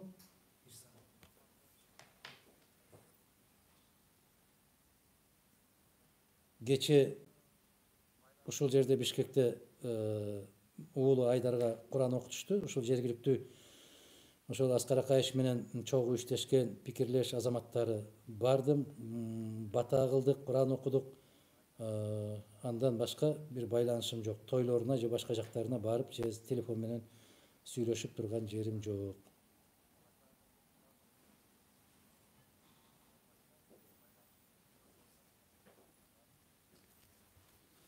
Адахан Мырза, вы оставили очень хороший след в истории Кыргызстана. Я не удивлюсь, лет через 20 ваш монумент будет украшать наш город Бишкек. Спасибо большое. Во-первых, Абасиза деген 1358. Спасибо большое за ваши пожелания. Я не ради этого стараюсь, чтобы мой монумент украшал город Бишкек. Я в этом не нуждаюсь. Дай Бог, что хорошая память. И этого будет достаточно. Хороший след, хорошими делами. Если останется моя фамилия, имя, этого будет достаточно. Спасибо большое за хорошие пожелания. Адахан Кимсанбаевич, бул ирет шайлоо таза өтүшүнө ишенесизби? Буга чейин бийлик шайлоону бурмалап өткөрбөй келет. Темирбек Өмөркулов дейт. Мен айттым го, эгерде тазалык үчүн күрөшө турган болсок, эч кайсы бийлик эч нерсе кыла албайт. Адахан агай, Чубак ажы, Мыктыбек Арыстанбек агайларды командаңызга алсаңыз болобу Мунара дейт. Бардык кайдыгер эмес азаматтар үчүн биздин эшигибиз ачык. Бекболсун мырза берип атат. Баткенде бизде газ чыгат экен, ошону Кыргызга иштетсе болобу же бул договор менен кеткенби дейт. Ага жооп бере турган өкмөт бар. Өкмөттөн сураш керек. Мен алардын түзгөн келишимдерине окуй элекмин. Раушанбек Темиров, азыркы кырдаалда кантип жөнгө салса болот? Бийликтин башы жетпей турат. Бир аз жолун айтып койсоңуз. Бийликтин башы жетпесе, башы жете турган азаматтарды чакырсын. Биз ар бир эл менен жолуккандагы сүйлөгөн сөздөрүн угушса, эмне жумуштарды аткаруу керек экендиги жөнүндө жакшы сабак алышат. Нью-ТВдагы сиздин 55 жылдыгыңызга карата даярдалган чыгарылыш сизге жактыбы? Мен чынын айтайын, бардык жылуу пикирин айткан, куттуктаган азаматтардын бардыгына ыраазычылык билдирем. Могу жерде жигиттер турат, мен ушундай көрсөтүү жасайбыз дегенде мен тыюу салганмын. Ошону жасаган журналисттер да билет. Андай жасалбаш керек, мындай болбош керек деп. Себеп мен көп жакшы көрө бербейм ошондой бир жасалган нерселерди. Бирок чындыгын айтыш керек. Пенде жөнүндө көз жылтырап турганда ал кишинин жасаган иштерин өзүң менен чогуу иштешкен кесиптештериң, замандаштарың жакшы жактарын көрүп, ошону баалап турган болсо, бул ар кандай адамга жагат. Жакпайт десем, анда эки жүздүүлүк болуп калат. Кемчиликтер менен кошо жакшылыктарын дагы тең алып айтып жүргөнүбүз менимче максатка ылайык болот. Ким болсо ошол болсун, бирок айта жүргөнүбүз жакшы. Нурислам Миталипов, Адахан аке, айыл чарбасын, мал чарбасын өнүктүрсөк, жаратылышка зыян алып келген завод, фабрика бизге керекпи дейт. Бизге керек, бардык нерсе керек. Бирок ар бир нерсени акылыбыз менен иштеткенибиз максатка ылайык. Сыймык Бекмаматов суроо берип атат. Эми 120 баягы кереги барбы деп жаманыраак жазылыптыр. Мен аны окусам болбой калат дейм. Ош шаарынын мэрине көз карашыңыз кандай? Мен Ош шаарынын мэрине көз карашым, эгерде бир шаардагы ошол мамлекеттик каттоо кызматы өзүнө 1,5 миң кишини каттатып алганга уруксат берген болсо, ал мэрге кандай көз карашты болушум керек? Эгерде шаардык кеңешке шайлоолор жүрүп атканда өзү тек гана Жээнбеков айткан, же Жээнбековдун тегерегиндеги жүргөн азаматтар айткан деп ошол партиялардын кызыкчылыгы үчүн жүрүп аткан болсо, эмне деп айтышым керек мен?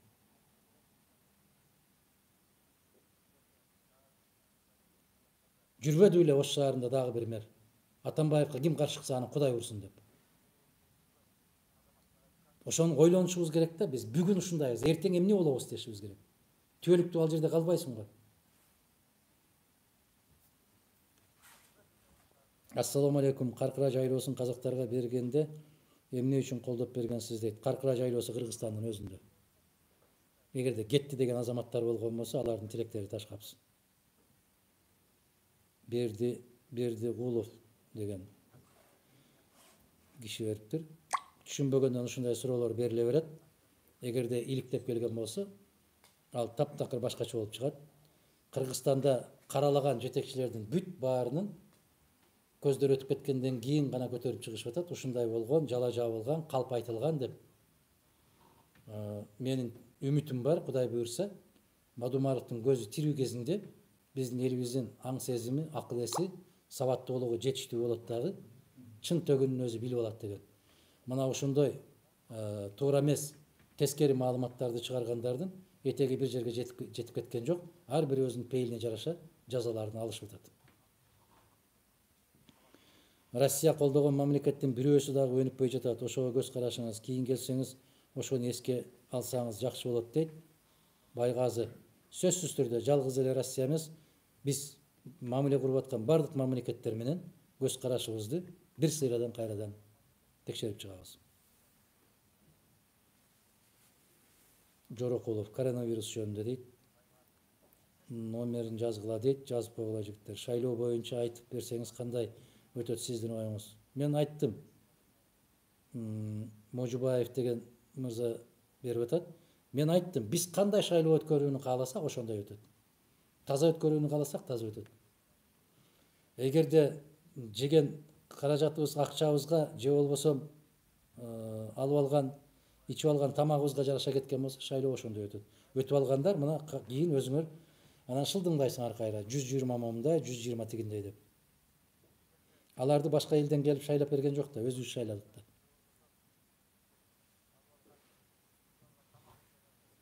Ассаламу алейкум Адахан мырза, сиз Владивосток шаарына келесизби? Биз сиз менен дейт. Биз Владивосток шаарына барабыз деп айтканбыз. Жусуп Мухаммед деген, Жусуп Мухаммед уулу мырза. Барабыз деп пландаштырып койгонбуз. Биз кабарлашып турабыз. Сиздер менен сөзсүз түрдө акылдашабыз. Буюрса, насип кылган күнү Владивосток шаарында дагы, Хабаровск шаарында дагы, Түмөн шаарында дагы, айтор кече жакында эле келип бир мырза Караганда шаарына чакырып кетти. Мүмкүнчүлүк болуп, шарт түзүлгөн мезгилде сөзсүз буюрса сиздер менен жолукканга аракет кылабыз. Баягы киши жазып атат, кайра Тагдыр деген киши. Много чем пожертвовал бы, чтобы вы стали президентом. Иншаллах, надеюсь, будете роли нашего государства дейт. Тагдырыңызга рахмат. Буйырган күнү насип кылса, бул мен үчүн чоң жеңиш болбойт. Бул өтө оор жүк болот. Себеп 100 миңдеген миллиондогон кишилер үмүт артып турат. Ошолордун үмүтүн акташ бул өтө оор маселе. Ошону ал деңгээлге жеткенде актаганыңды Аллах насип эткен болсун. Un кымбаттайт дешти эле Беловодскийде 1700-дөн сатып жатышат. Ызатбек, ушундай сөздөргө ишенбеңиздер. Ушул нерсени өзүбүз пайда кылып атабыз. Ишенбеңиздер, пейилибизди токсактасак, ниетибизди түз кылган болсок, бардыгы ниетибизге жараша болот. Мисалы мен чын айтайын, менин үйүмдө бүгүнкү күндө 1 килограмм un жок. Же болбосо 3 килограмм шекер жок. Же 3 литр май жок. Үмүт эртеңкибизден, бүрсүгүнкүбүздөн, башкабыздан. Анан жанагындай кылып ниетибизди бузуп алган болсок, биринчи кезекте жетишпегендиктен жетишпей калбайт. Ниетибиз бузулгандыктан ошондой болуп калышы мүмкүн. Ушундан Кудай сактасын. Пейилибизди ток кылалы, баардыгы өзүнүн ордуна түшөт. Коркпоңуздар. Ош шаарында партиянын офисин ачсаңыздар жакшы болмок. Майрамбек мырза айтып атат, эгерде сунуштарыңыз болсо кайрылып көрүңүздөр. Мына жазылып аткан телефондорго кайрылып көрүңүздөр. Дилмухаммед деген жигит бар бул жерде, Айгерим деген кызыбыз бар. Кабарлашып көрүңүздөр, акылдашыңыздар. Эгерде ошондой чечим кабыл алсаңыздар, биз даярбыз. Тажиктер жана чек ара боюнча айтып коюңузчу деп Молдошева Кейжи деген чыгып атыптыр. Ээсиз калган үйгө ээлер көп чыгат да. Азыр ошондой заман болуп атат. Насип кылса көрөсүздөр, бул күндөр жомок катарында артта калат. Мамлекеттин, эл журттун ээси пайда болот дагы, баары өзүнүн ордуна туура келет. Оштун мэри жөнүндө оюңуз кандай? Жана жооп бердим мен. Оштун мэри эмне бир өтө белгилүү мамлекеттик ишмер болуп кеткендей туюлуп атат. Же атайын бердирип атасыңарбы, билбейм, түшүнбөйм, эмне үчүн. Жүрөкчө жибербегиле катып калат эфир деп жазыптыр Асылбек мырза. Адахан мырза, сизди шайлайм деп ишимден айрылгам, бирок мен үчүн президентсиз, сизди колдойм.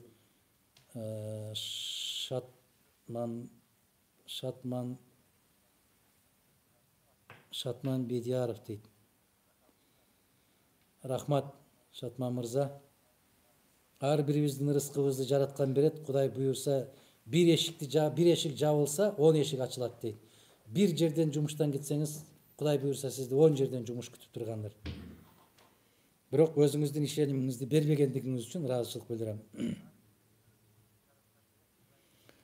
Мустафа Али Оразалиев берип атат, Слуга народа деген кинону көргөнсүзбү дейт. Жок. Укканмын, тиги Куудул ушундай фильм тартып, ошол өз ордуна ойногон деп. Бирок бир да сериясындагы бир да минутун көргөн эмесмин.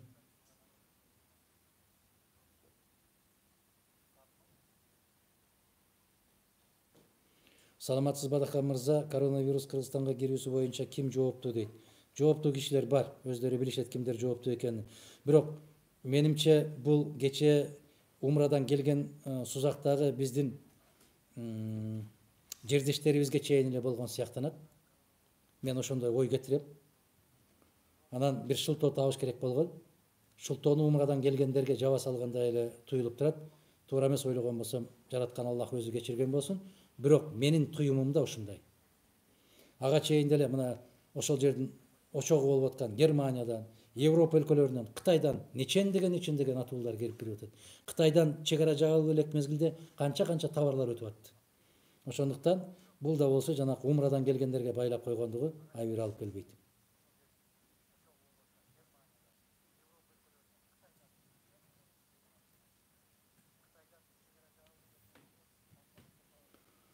Саламатсызбы агай, сизден үмүтүбүз чоң, буюрса сизди колдойбуз. Агай, сизди Абсамат Масалиев айткан экен, Адаханды иштетип колдонуп калгыла деп кыргызстандыктарга дейт. Алтынай айым айтып атыптыр. Ошондой оюн пикирин билдирген Абсамат Масалиевич, жаш деп жүрүп жаштыгын өткөрүп бересиңер деген сыяктуу кылып айткан. Эми Абсамат Масалиевичке окшогон көрөгөч, залкар, таза инсандар кылымда бир келет экен, кетет экен. Жерекке каршы арабыз да жок. Адахан Кимсанбаевич, мен сизди үй бүлөм менен колдойм, Элбурус дейт. Элбурус Мурзаев дейт. Рахмат, Элбурус айым.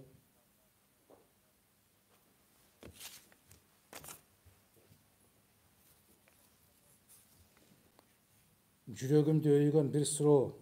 Эл сизди 60-70% колдойт, билебиз. Эмне үчүн сизге ташталган добушту сактап калуунун жолун издебейсиз? Мен издейм, ар бир жолугушууда айтам. Урматтуу замандаштар, баягы жөжөлөрдү тоокканага киргизип коюп, эшигин жаппай кетип калбаңыздарчы деп. Биз жөжөлөрдү киргизип койдук, тоокторду киргизип койдук деп эшигин жаппай кетип каласыздар. Чөөлөр да келип жеп кетет, түлкүлөр да келип жеп кетет. Ошол сыяктуу берген добушуңуздарды сактап калыш үчүн ар бир жерде өзүңүздөр үчүн, өзүңүздөрдүн келечегиңиздер үчүн күрөшүп, кол санакты талап кылып, кол санактын жыйынтыгын протоколго түшүрүп, ошол жерге кол койдуруп, мөөр бастырып алган болсоңуздар, аны эч ким оңдой алмак эмес. Тилекке каршы добушун берип коюп эле мен милдетимди аткардым деп кетип калып атабыз да. Добуш берүү менен шайлоо бүтпөйт. Шайлоонун карасаңыздар, Кыргызстанда болгон 2 миллионго жетпеген шайлоочу катышат. Эмне үчүн 10 күндөп жыйынтыгын чыгарат дейсиздер. Мына ошолордун баарын бурмалап жазыш үчүн. 200 миллион шайлоочулары бар Америкада, шайлоо бүтөр замат 5 мүнөттөн кийин жыйынтыгы чыгат. 50 миллиондон ашык шайлоочулары бар Түркияда, шайлоо саат 8-де бүтсө, 8-ден 5 мүнөт өткөндө жыйынтыгы чыгат. 100 миллионго жакын шайлоочусу бар Россияда, шайлоо бүтөт 8-де, 8-ден 5 мүнөт өткөндө жыйынтыгы чыгат. 1,5 миллион шайлоочусу бар кыргыздар 10 күндөп жыйынтыгын чыгара албайт. Эмне үчүн? Өздөрүнүн арам иштерин бүтүрүш үчүн бир жерге катылып, бекинип отурушуп алып, ошол жерде жайлашат. Каргышка калгырлар. Элдин оюн бурушат. Мына ошонун кесепетинен жетекчилердин бирөөсү дагы жыргап кеткен жок. Мамлекеттин түрмөсүндө болбосо, жараткандын түрмөсүндө отурушкандарын көрүп атасыздар. Ар бир бийлик келгенде ушундай арам жолдого барып, элдин пикирин бурмалаган үчүн жазаларын алышып атат. Бирок баягы азыр эле айттыңыздар, 5 убак намаз окушат деп көкөлөчкөн эле деп. Алар кимди алдайбыз деди. Макул пендесин алдасын. Жаратканды кантип алдашты? Жараткан тез эле өзүнүн жообун берип коет экен ушундай кылып. Келиңиздер, биз таза шайлоо өткөргөнгө аракет кылалы. Өткөрүп дагы ушул мен айткандай кылып, кол санак менен, жана Корейдин кара жашыгына ишенбеңиздер. Себеп Корейдин кара жашыгын колдонгон дүйнөдө экиле мамлекет экен, биз менен монголдор. Мына Smartmatic деген жаңы система чыгыптыр. Аябай арзан экен, ага кагаз да кетпейт экен, эч кандай чыгым кетпейт экен. Ушуну менен шайлоо өткөрбөйсүңөр деп кыргыз бийлигине кайрылса, кашайып жок деп отурушат. Эмне үчүн? Себеп жанагындай кылып каалагандарын жасай албай калып, көчөдө калабыз деп коркушат. Эл өз укугубузду колдонобуз десек, ушундай талап коюңуздар. Ушуга бекем туруңуздар. Революцияны ошол шайлоо күнү жасаңыздар. Революция шайлоо менен болсун. Элдик бийлик шайлоо менен келсин. Төңкөрүш менен эмес. Мына ушундайды жасаганга толук мүмкүнчүлүгүбүз бар. Келиңиздер биргелешип жасайлы. Быйылкы жылы 4-октябрда Кыргызстанда революция болсун. Ал кандай революция? Бүгүнкү арамза, бүгүнкү алсыз, бүгүнкү сабатсыз, бүгүнкү кайдыгер, бүгүнкү даярдыгы жок, бүгүнкү шерменде бийлик кетип, жаңы бийликтин келишин шайлоо күнү чечели. Ал колубуздан келет. Ал мыйзамдуу, ал конституциянын чегинде. Ошону каалайбызбы? Кааласак жасайлы. Ал колубузда. Бүгүнкү президенттин мөөнөтү убактысына жетеби дейт. Аны бир жараткан билет. Бир жараткан билет, анан биздин касиеттүү элибиз чечет. Каалайбызбы мөөнөтү бүткөнчө отурганына? Же мен айтканда шайлоо күнү революция жасап, шайлоо күнү жаңы таза партияны алып келип, күчтүү партияны алып келип, өкмөттү ошол партия курап, президенттин ордуна коюп коебу. Чечиңиздер. Каалоо өзүңүздөрдү. Арбаңыз Орусияга автономный округ болуп кирсек жакшы болот деген ойлор бар. Ошого пикириңиз кандай деп. Ар бирибиздин өзүбүздүн үйүбүздү өзүбүзгө куттуу кылсын. Эч кимге автоном кылбай эле койсун. Андан Кудай сактасын. Өз киндигибизди өзүбүз кескен, өз түндүгүбүздү өзүбүз көтөргөн, өз тагдырыбызды өзүбүз чечкен, өз желегибизди өзүбүз желбиреткен эгемен кыргыз мамлекети болгонду насип кылсын бизге. Адахан Кимсанбаевич, мен сизди билем менен баягы таза шайлоону Россияда эмгектенген жарагандар гана бере алат. Жээнбекова деген берип атыптыр. Туура айтасыз, таза шайлоону Россияда эмгектенгендер өзгөчө таза шайлоону эңсешет. Себеп сырттан жүрүп Кыргызстандагы абалды аябай жакшы түшүнөсүздөр. Мен сиздерге таазим этем. Чыңгыз Бактыбекович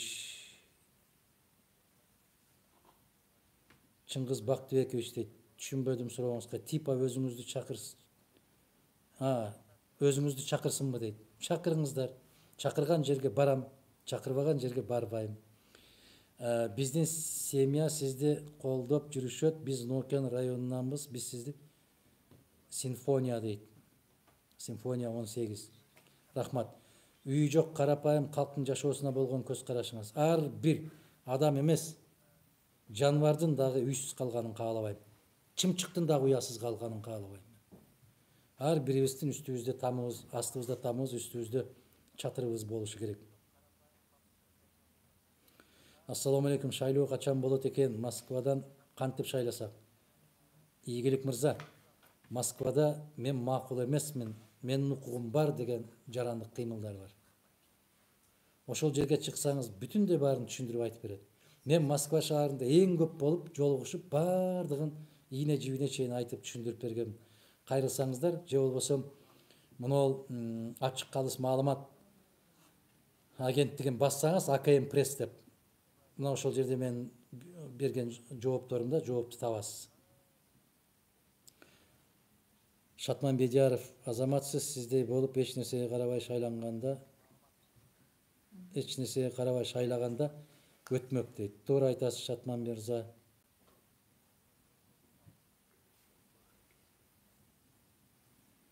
Ошко эмнеге катышпасыңыздар деп азамат чыгып атат.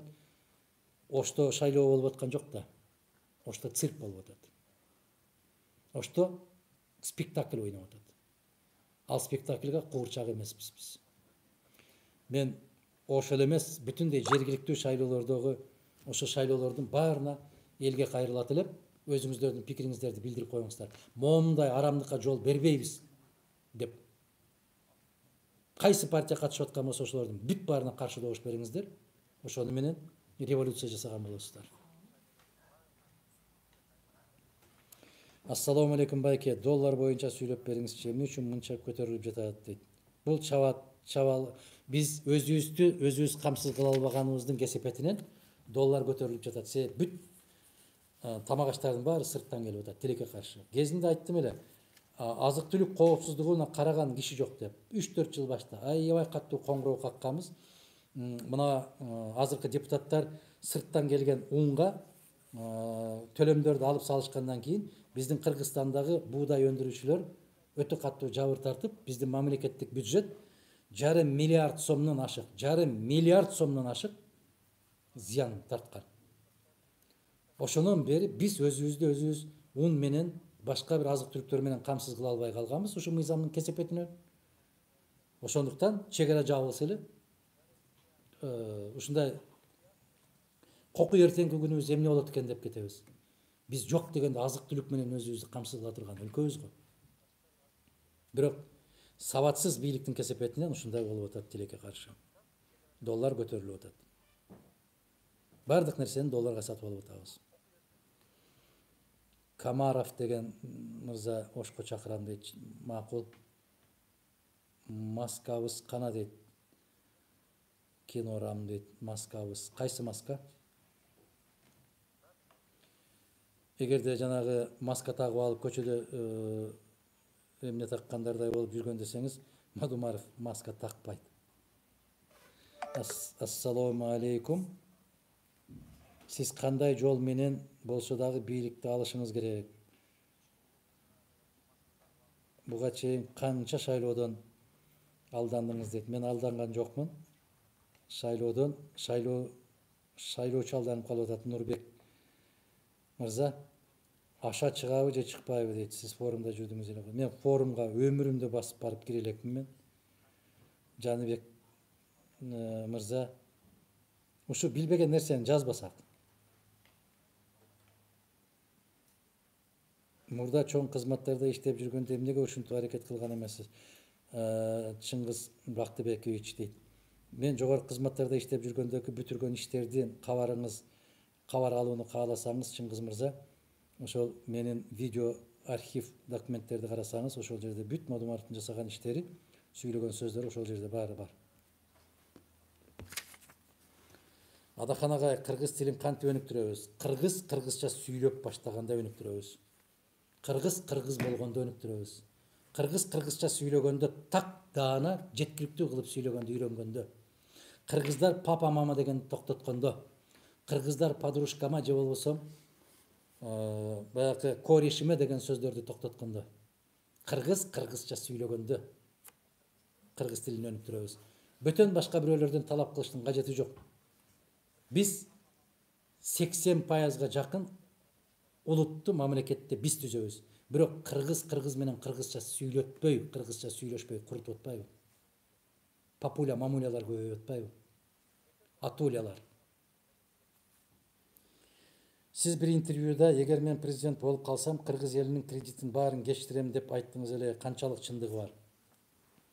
Чындыгы 100% деп айтам. Себеп, мен мамлекеттин жетекчиси болуп кала турган болсом, кредит деген түшүнүктү жоюм. Кредит бул арам тамак. Бул арам оокат. Анын башка жолдору бар. Өнүккөн өлкөлөр ушуну колдонушат. Мына көрүп атасыздарбы? Азыр там салып, там ушунчалык көбөйүп кеткенден 36 айга чейин пайызсыз беребиз деп берип атат. Демек, мүмкүнчүлүк түзүлсө, пайызы жок эле берсе болот экен. Ошол сыяктуу эле акча каражат ушунчалык көп топтолгондон кийин, уурлук азайгандан кийин, биздин казынабыз толгондон кийин эч кандай пайызы жок адамдарга убактылуу жардам бергенди жаратса болот. Мен ага 100% ишенем, көзүм жетет. 2 марттагы митингде эмне үчүн келип сүйлөбөдүңүз? Осмоналиевди камап койгондугу туурабы деп Раушанбек Шералиев дейт. Биринчиден 2 марттагы митинг эмне жөнүндө экендигинде менин кабарым болгон эмес. Мен сиздерге айттым. Чакырган гана жерге барам. Ал жерде уюштуруучулар кимдер? Эмне үчүн Бишкек шаары башка жыйын өткөрөбүз десе таптакыр чалкасынан кеткен? Эмне үчүн алар түштөн баштап түнгө чейин сураса уруксат берип койгон? Мына ушул сыяктуу сиздер көпчүлүк эл түшүнбөгөн көп суроолор бар. Мына ушул митингди көзөмөл митинги кылабыз дагы. Ушунун шылтоосу менен бүтүндөй Кыргызстандагы жыйындарга тыюу салабыз деген арам ойлору болгон болушу керек. Агай, Агаха фонду деген бар, жана Аутсага окшогон жана башка көз карандысыз НПОлорго көз карашыңыз Бек Омонов дейт. Көз карандысыз деген сөз түшүнүккө мен макул эмесмин. Көз каранды, бүтүндөй бүт баары көз каранды. Кимден тыйын алып атат, кайдан тыйын алып атат, эмне максатта алып атат? Тыйын берген киши көз карандысыз болбойт. Баардыгы көз каранды. Мага мурда чоң кызматтарда иштеп жүргөндө жанагы уккан суроом экен.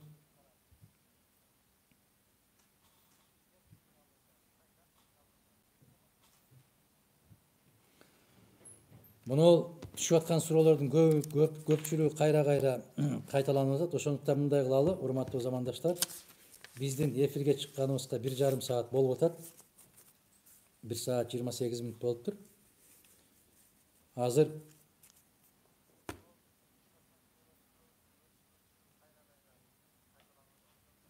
дагы жарым саат суроолорго жооп берем. Ошол менен эфирибиздин соңуна чыгабыз. Ассалому алейкум Адахан мырза, Владивосток шаарына качан келесиз дейт. Мен жана жооп бердим, Жусуп Мухаммед уулу. Качан даяр болуп чакырганыңыздарда барабыз. Могул карантин дегендер, башка маселелер бүтсүн, буюрса жолугабыз. Баары азыр жумушунан айрылам, сен мага тийбе, мен сага тийбейм деп эле олтурушат азыр дейт. Ушинтип олтурсак, Бексултан мырза, жок болуп кетебиз. жумуш жерге кирсин. Мамлекет жоголбосун. Өлкө жоголбосун. Ал жумуш эмне үчүн жумуш бар сизде? Өлкө, мамлекет болгон үчүн жумуш керек сизге. А өлкөң жок болуп кетсе анын эмне кереги бар? Түрк тилдүү улуттар бир мамлекет болушуна кандай карайсыз дейт Медиа Алимбеков дейт. Андай болушу мүмкүн, кыйын, андай болушу кыйын. Бирок ар кандай мамлекеттер кандайдыр бир мындай бир достук келишимдерин түзүп, бири-бири менен ар тараптуу кызматташкан болсо, мен кош колдоп колдойм. Бирок ар бир мамлекет өз желегин желбиретип жүрө бергени туура болот. Адахин Кемсемаевич туура саясат жүргүзө турган курстарды ачса болобу? Жок. Туура саясат жүргүзө турган курстар болбойт. Ал адамдын ыйманына жараша болот. Туура саясат курстарына барса эле бийлик оңолуп кетет дейсизби? Андай болбойт. Адам кичинесинен ошондой тарбияланышы керек. Сиз айттыңыз го, саясатчы бардык тармактар боюнча туура ой жүгүртүүсү жана керектүү кеңештерди элге бере алышы үчүн деп жаштар менен жолукканда деген айтат го. Туура. Сөзсүз эле ал үчүн университетти бүтүүнүн кажети жок. Тынымсыз изденүү керек, тынымсыз окуш керек. Мисалы, мен айыл чарбасын окуган эмесмин, же экономика башка тармактарды окуган эмесмин. Алардын баарын окуп үйрөнөт. Адам окуп үйрөнөт, китептен үйрөнөт. Андан кийин сөзсүз түрдө тажрыйба керек болот. Нокен сиз мененбиз, мындан мурун да сизди колдоп келгенбиз. Давыдов Нокенден сизди сыйлайт дейт. Рахмат. Симфония 18. Мурда Инстаграм жок болчу. Ассаламу алейкум. Каркыра жайлоосун казактарга берерде эмне үчүн колдоп бергенсиз деп берди болуп кайра берип атат. Ушундай азаматтар кайра кайталап турганда мен сүйүнөм да. Бизди жалгыз эле биздин тарапкерлер эмес, кызыгат да, көрөт. Аябай кызыгышат. Себеп алар эртең бирөөлөргө жооп бериш керек, мен ушундай суроо бердим деп. Ошондой болсо дагы ал жигитти сыйлап, мен ушундай деп жооп берем, кайра 1000-чи жолубу, 2000-чи жолубу ошол изилдеп көргөн болсоңуз, өзүңүз үчүн дагы керек болот. Толук маалымат алып алганыңыз жакшы болот. Адахан мырза, эгер ажо болуп калсаңыз, элет жерине көңүл бөлмөксүзбү? Мамлекет дыйкан деген кесип түзүп, анан айлык төлөсө болобу? Ошондо баардык жер жемиштер өзүбүздөн чыкмак дейт. Мен дагы ошол жер жемиштер чыккан жерден чыкканмын. Мен дагы дыйкан болуп чоңойгонмун. Мен дагы элеттен чыкканмын, айылдан чыкканмын. Мен асфальтта момпос жеп же балмуздак жеп чоңойгон эмесмин. Сөзсүз түрдө биз өзүбүздү өзүбүз багыш үчүн өзүбүздүн унубуз, өзүбүздүн этибиз, өзүбүздүн жумурткабыз, өзүбүздүн майыбыз, сүтүбүз, айраныбыз болуш керек. Башка нерселерди чыгара албасак дагы жер жемиш тамак ашты өзүбүздү камсыз кылышыбыз керек. Ошондо иштеп таап аткан долларларыбыз дагы ичинде калат. Тилекке каршы сыртта тиштеринин кирин соруп жүргөн биздин убактылуу сыртта иштеп аткан мекендештерибиз доллар жиберип атат бул жака. Ал долларлар биздин кошуна мамлекеттерге чыгып кетип атат. Эмне болуп? Кытайдан товар алганы чыгып кетип атат. Казакстандан un алганы чыгып кетет. Өзбекстандан помидор, жер жемиштерди алганы чыгып кетип атат. Эгерде ошолор өзүбүздөн чыккан болгондо, сырттан кирип келген 2,5 миллиардтан ашык доллар Кыргызстандын ичинде калмак. Кыргызстандын ичинде калса, биздин сомубуз 69 сомдон 80 сомго секирмек эмес. Мына коопсуздукту кайдан карашыбыз керек? Бул жөнөкөй эле маселе. Ал үчүн академик болуштун кереги жок.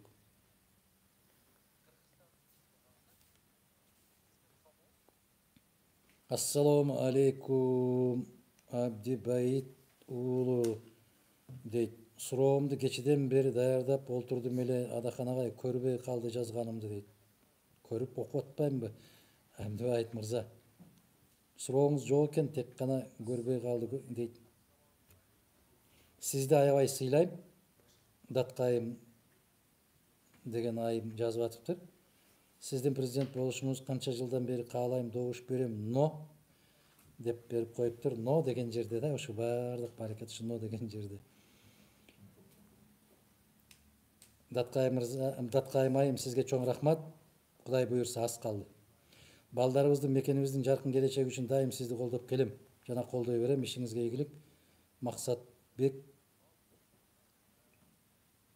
Каралаев дейт. Кералаев деп.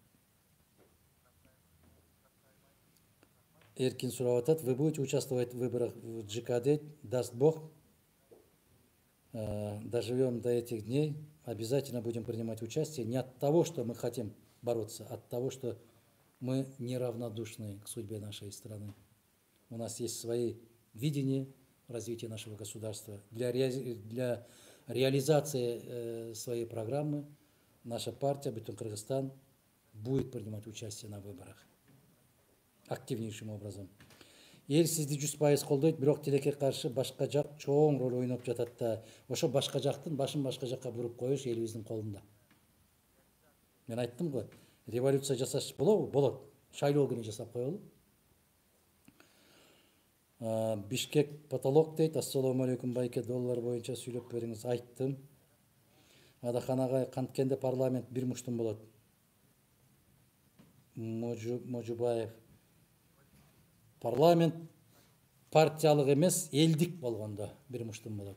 Ар бир коктук олоттун партиясынан келип алганда мына ушундай атаңа бар, энеңе бар болот. Бир партия касиеттүү кыргыз элинин шайлоосу менен келсе, мына ошондо бир муштум, бир билек, бир тилек болот. Ассаламу алейкум Адахан Кенсанбаевич, алайга качан келесиз? Данияр Атыргүл дейт. Данияр Атыргүл, алейкум ассалам. Азаматтар, силерди окуп турганыма кубанычтамын. Атыргүл айым, менин баштакы кабылдамамда иштеп кеткен керемет, мен дайым иштеп жүргөн керемет, абдан сабаттуу, абдан маданияттуу, тарбиялуу, жалгыз эле мен эмес, могу жерде отурган жигиттердин баары Дин Мухаммед Пашбул күлүп атасыңар, ошо Атыргүлдү эстеп атасыңар. Мына жерде Айгерим, Атыргүлдөн кийин калып калган кызыбыз Айгерим, ушул жерде Данияр дагы Атыргүлгө тең келген мыкты азамат жигит. Азамат ишкерлик менен алек болуп, ошол Кыргызстандагы өзү камсыз кылып аткан азаматтардын баарына таза, атыржыттуу чайлар менен камсыз кылып аткан азаматтарыбыздын бири. Ишиңерге ийгилик болсун. Алайда жыйын болуп, эл жыйналып келиңиз деген учур болгондо, Кудай буйрса барабыз, жолугабыз. Сооронбай Жээнбеков менен мамилеңизди оңдоп премьер-министр кызматына келсеңиз жакшы болмок. Сизди чоң кызматтардан көргүбүз келет, Азамат Ботобаев дейт. Мен ал кызматка жетиш үчүн мамилемди оңдобойм. Эгерде мамлекет ушундай оор абалда калып калды, көтөрүшүбүз керек, биргелешип бир жагын тартып бериңиз деген сунуш болсо, барганга даярбыз. Бирок кызматка барыш үчүн мамилем оңдолбойт. Туура эмес жасап аткан ишин туура эмес деп айтам. Туура иш жасап атса макул дейт. Туура эмес болсо айта беребиз.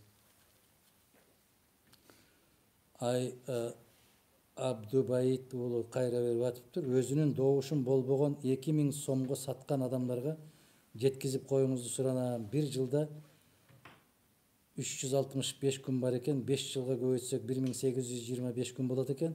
Алган 2000 сомду 1825 сомго бөлсөк, 1 сом 0,9 тыйынга келечектеги ар бир күнүн сатып жатышканын түшүндүрүп коюңузчу дейт. Түшүндүрүлүп атам, Абдубайт мырза. Түшүнбөй атса эмне кылам? Түшүнгүсү келбей атса кандай кылабыз? Ошол эң туура айтып берсиз да. Эң туура айтып берсиз. Мындайча айтканда 90 тыйынга тагдырын сатып жибергенге даяр экенбиз да. Бир күндө 90 тыйындан туура келет экен. Бир куту ширеңкеңиз бүгүн канча? 1 сом. Бир куту ширеңкенин баасына тагдырыбызды даярбыз сатканга. Абдан туура айтып берсиз, Абдубайт мырза. Алла разы болсун. Бердибек Долдурбеков дейт. Президент мөөнөтүнө жетеби, жетпейби дейт. Ал элдин колунда.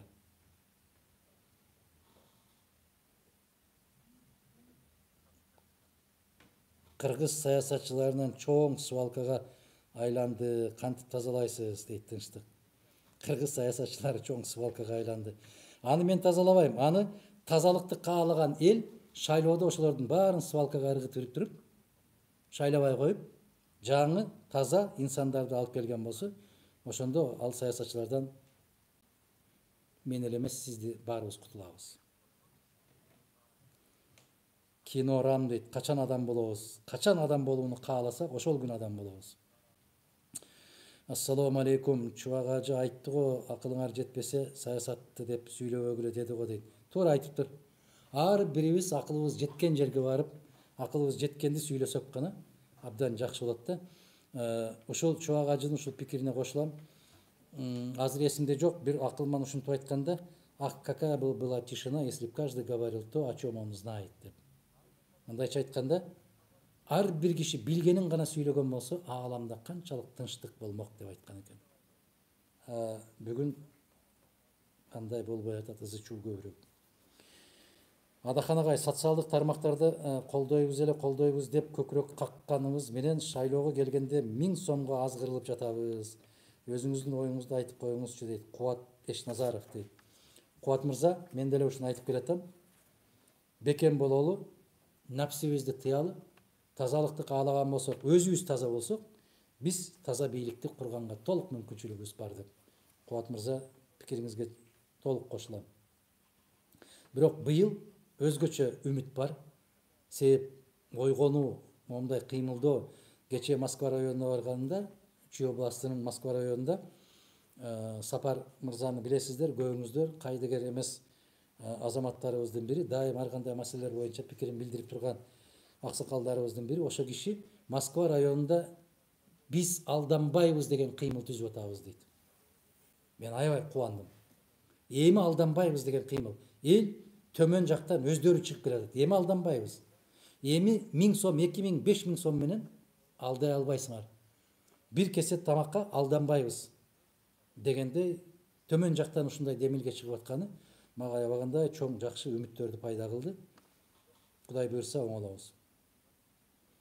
Адаханагай, жумасына бир жолу ушундай түз эфирге чыгып турсаңыз жакшы болмок. Биз көпчүлүк колдойбуз. Акжол Ботобеков дейт. Рахмат, түзүлгөн кырдаалга жараша чыгып турганды убада бергенмин, чыгып атабыз. Бул учурда дагы биринчиден ошол Санкт-Петербург, Тверь, Москва шаарына бара албай калганым үчүн ошону түшүндүрүп берейин деген максатта чыктым. Экинчи максатым эртеңки келе турган Ноорус майрамыбызды, жалпы касиеттүү элибизди куттуктап коюу максатында. Түзүлгөн кырдаал курчуп бараткан болсо, же болбосо бир кандай бир жагдай жаралса, сөзсүз түрдө түз эфирде сиздер менен байланышта болобуз. Ассаламу алейкум, Адахан Гүлсанбаев дейт. Алейкум ассалам. Карагулжадагы Капчыгай айылы сизди 100% колдойбуз. Союз Мисралиев дейт. Масралиев. Рахмат. Кудай буйрса, Карагулжага барганда Капчыгай айылына тийип өтөбүз, жолугушабыз. Ассаламу алейкум. Жөн эле саламдашуу экен. Ва алейкум ассалам. Агай, ушул жылга чейинки шайлоолордо бийлик жактан бурмалоолор болгон. Бул жылы шайлоодо ушундай болуп Сыймык Бекмаматов, мен айттым го, эгер биз кааласак андай болбойт. Биз өзүбүздөн баары көзөмөлдөйбүзбү? Андайга жол бербейбиз. Мен сизге жаза берип чарчадым, жооп берип сураныч дейт. Сурооңузду бербейсизби? Шатманбетов, бербейсизби? Кана, барбы суроо? Тапкылачы ошо Шатманбетов өтүп кеткен болсо. Ушинтип айтасыз, сурооңуз жок. Экинчи жолу окуп атам сизди. Бул жерде 3 тармактан чыгып атат. Facebook, Instagram, YouTube. Башка. Мендеги кайсы? Instagram'da окуп атат. Мен Инстаграмдагыны гана окуп атыптырмын. Себеп колумда Инстаграм. Башка тармактан чыгып атсаңыздар, бул жерде кагаз түрүндө жазуулар келип атат. Мага таап бергиле ошо кишинин суроосун. Сиз күчтүү саясатчылардансыз, эмнегедир Нарын Ысык көл эли менен жолугушууга барбайсыз. Кечирип коесуз, Айдаралиева айым. Мен Нарын районунда Солтон Сарыга чакырышты, мен барып жыйын өткөрүп келдим. Жети Өгүз районунда Бала Чычкан айылында келип биздин эл менен суроолоруна жооп бериңиз деп бир үйгө жыйналышкан экен. Мен ал жерге барып келдим. Эгерде могул Инстаграмдан же Фейсбуктан чыкпай калса эле келбей атат экен деген сөз туура эмес. Баардык эле жолуккан жерлеримди мен ушинтип тартып жүргөн жерим жок. А бирок Солтон Сарыны көргөнсүз. Кече Саламат деген жигит бар, Улан деген жигиттер бар. Алар келип эмне маселе боюнча жолугам деген болсо дайым ачык. Кайсы жерге чакырса барам, айтпадымбы? Мына Москва районуна деле кече чакырган үчүн бардым. Айтып атпайбы Өзгөн районуна качан келесиз деп. Чакырыңыздар, барам. Адахан мырза, вы же историк, феодализм и сейчас присутствует. Вам так не кажется? Уба Сиза дейт. Я с вами абсолютно согласен. Более того, феодализм не в таком виде, в каком был феодализм. При феодализме у кыргызов все-таки была традиция. Все-таки были какие-то ценности, человеческие ценности. Возможно, намного больше, чем сегодня. А сегодняшняя ситуация – это дикий, безнравственный, античеловечный капитализм. Если вы имеете конкретно Кыргызстан, Кыргызстан даже не отвечает капиталистическому строю. У нас нет производства. У нас только обмен товаров. У нас только торговля идет. Купи-продай. А вот производство при капитализме должно бурно развиваться. А у нас, к сожалению, и этого нет. Я с вами согласен. Очень глубокая мысль. Если после второй стопки у вас приходят такие мысли, тогда я восхищаюсь вами.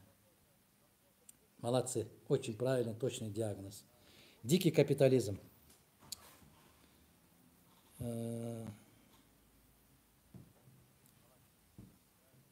Адахан Кимсанбаевич, айтыңызчы, эмне үчүн Баткен областынын эли сизди 8-жылы жерди тажиктерге бул окуянын жагдайы кандай болгон эле? Мен аябай кенен түшүндүрүп бергенмин. Азаттыктын ыңгайсыз суроолор деген көрсөтүүсүн ачсаңыздар YouTube'дан ошол жерде толук жооп бергенмин. Мына ошол арам ойлорду чыгаргандардын баары четинен азаптарын тартып келатат. Дагы да алдында тарта турган азаптары бар булардын. Адахан Кимсанбаевич, менин суроома жооп бергениңиз үчүн чоң рахмат, сизди колдойбуз дейт Бердигулов. Көрдүңүзбү, суроолорго жооп бербей койгондон корком, кийин анан мени колдобой коет экен деп. Ошон үчүн айтам, мен баардык суроолорду бергиле дегендей кылып. Рахмат, мен жооп бергеним үчүн эле эмес, менин идеямды колдоңуз. Президенттикке жаш кандидаттар барбы дейт. Аны жаштардан сураш керек. Бар экен, болгон болсо кимдер экен, кандай даярдыктардан өтүптүр, кандай тажрыйбалары бар. Негизи өнүккөн өлкөлөрдө жашка аябай каттуу карашат. Американы караңыздар, азыркы президенти 74-кө кетип бартат, а президенттикке талапкер болгон Джо Байден мырза 76 жашта. Кытайда 50-60 жашка чейин такыр мамлекеттик бийликтерге жакындатпайт.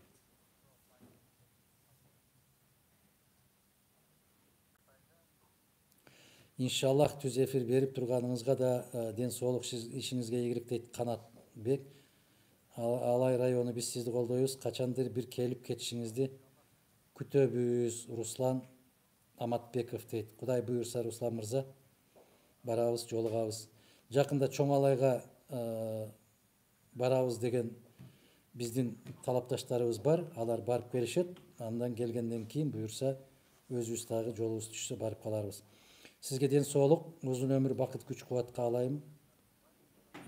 Бир кыргыздын үмүтү бир сизде, жана Жапаровда дейт. Ассаламу алейкум, Адахан, өмүрүңүз узун болсун дейт Жон. Рахмат. Баарыбызга Аллах өмүр берсин. Мадумаров, жер саткан эмес, Мадумаров кол койгондой колдор 100 жолу коюлуптур. Түшүнүп алгылачы, замандаштар дегендей пикирин жазган окшойт. Тарых географы дейт, тарых географы деген ат менен чыгыптыр. Рахмат. Ушундай түшүнгөн азаматтар үн кошуп турганыңыздарга ыраазымын.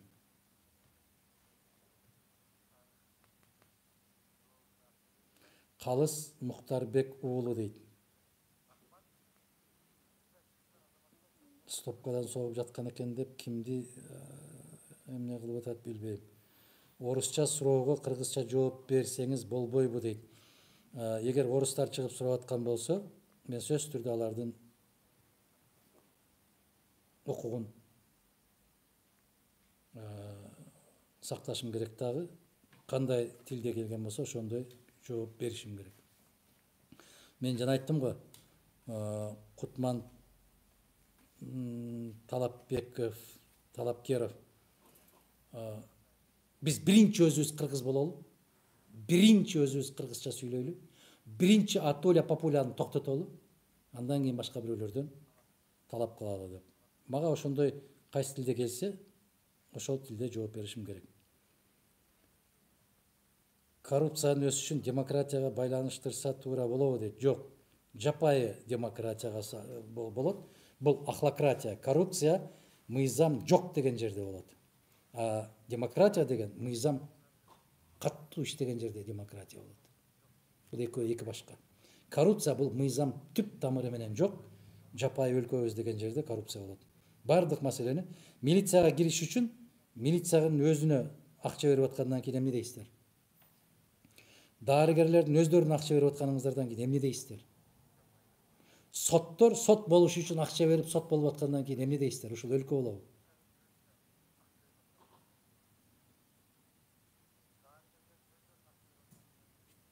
Шеф сизде дух кенен экен дейт. Аллахка шүгүр. Өмүр өтүп жатат, убактыңыз кетип жатат. Качан президент болосуз дейт Жунусов Урмат. Балким башка дагы аракеттерди кылып көрөттүрсүз. Башка аракет жок. Элдин батасы менен гана келгим келет. Ассаламу алейкум Адахан Кимсанбаевич, сиз буюрса президент болосуз. Дин эркиндигине кандай болот? Дин экспро деген суроо бериптир. Дин эркиндиги адам баласы туулганда эркин болуп жаралган. Жараткан эки тандоону койгон. Каалайсыңбы? Ушул жолдо жүрүп, аны кандай жол деп коет? Хидаят деп коет. Хидаят берилген болсо туура жолго түшөбүз. Жок, каалабайсыңбы? Пейил башкачараак болгон болсо өзүң бил дейт. Бирок экөөнүн тең жообу бар. Экөөнүн тең колуна карматаар кийин туура жолдо жүрүп туура кеткен болсо чексиз бакытка оролгон болот. Туура эмес жолдо кеткен болсо чексиз азапка кабылган болот. Дин эркиндигин ошондой коюш керек. Каалаганыңды танда. Бирок ар бир инсандын атасы энеси жоопкер. Туура жолду туура деп көрсөтүп коюш.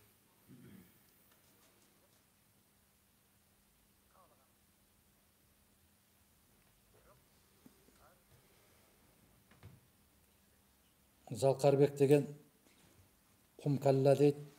Кумкалладан ушундай сөздөр чыкса керек. Шайлоонун алдында дейт, баары ушундай сүйлөп калат дейт. Шайлоонун алдында эмес, Аллахтын жараткан ар бир айында, ар бир күнүндө мадумарып сүйлөп келген, сүйлөй берет.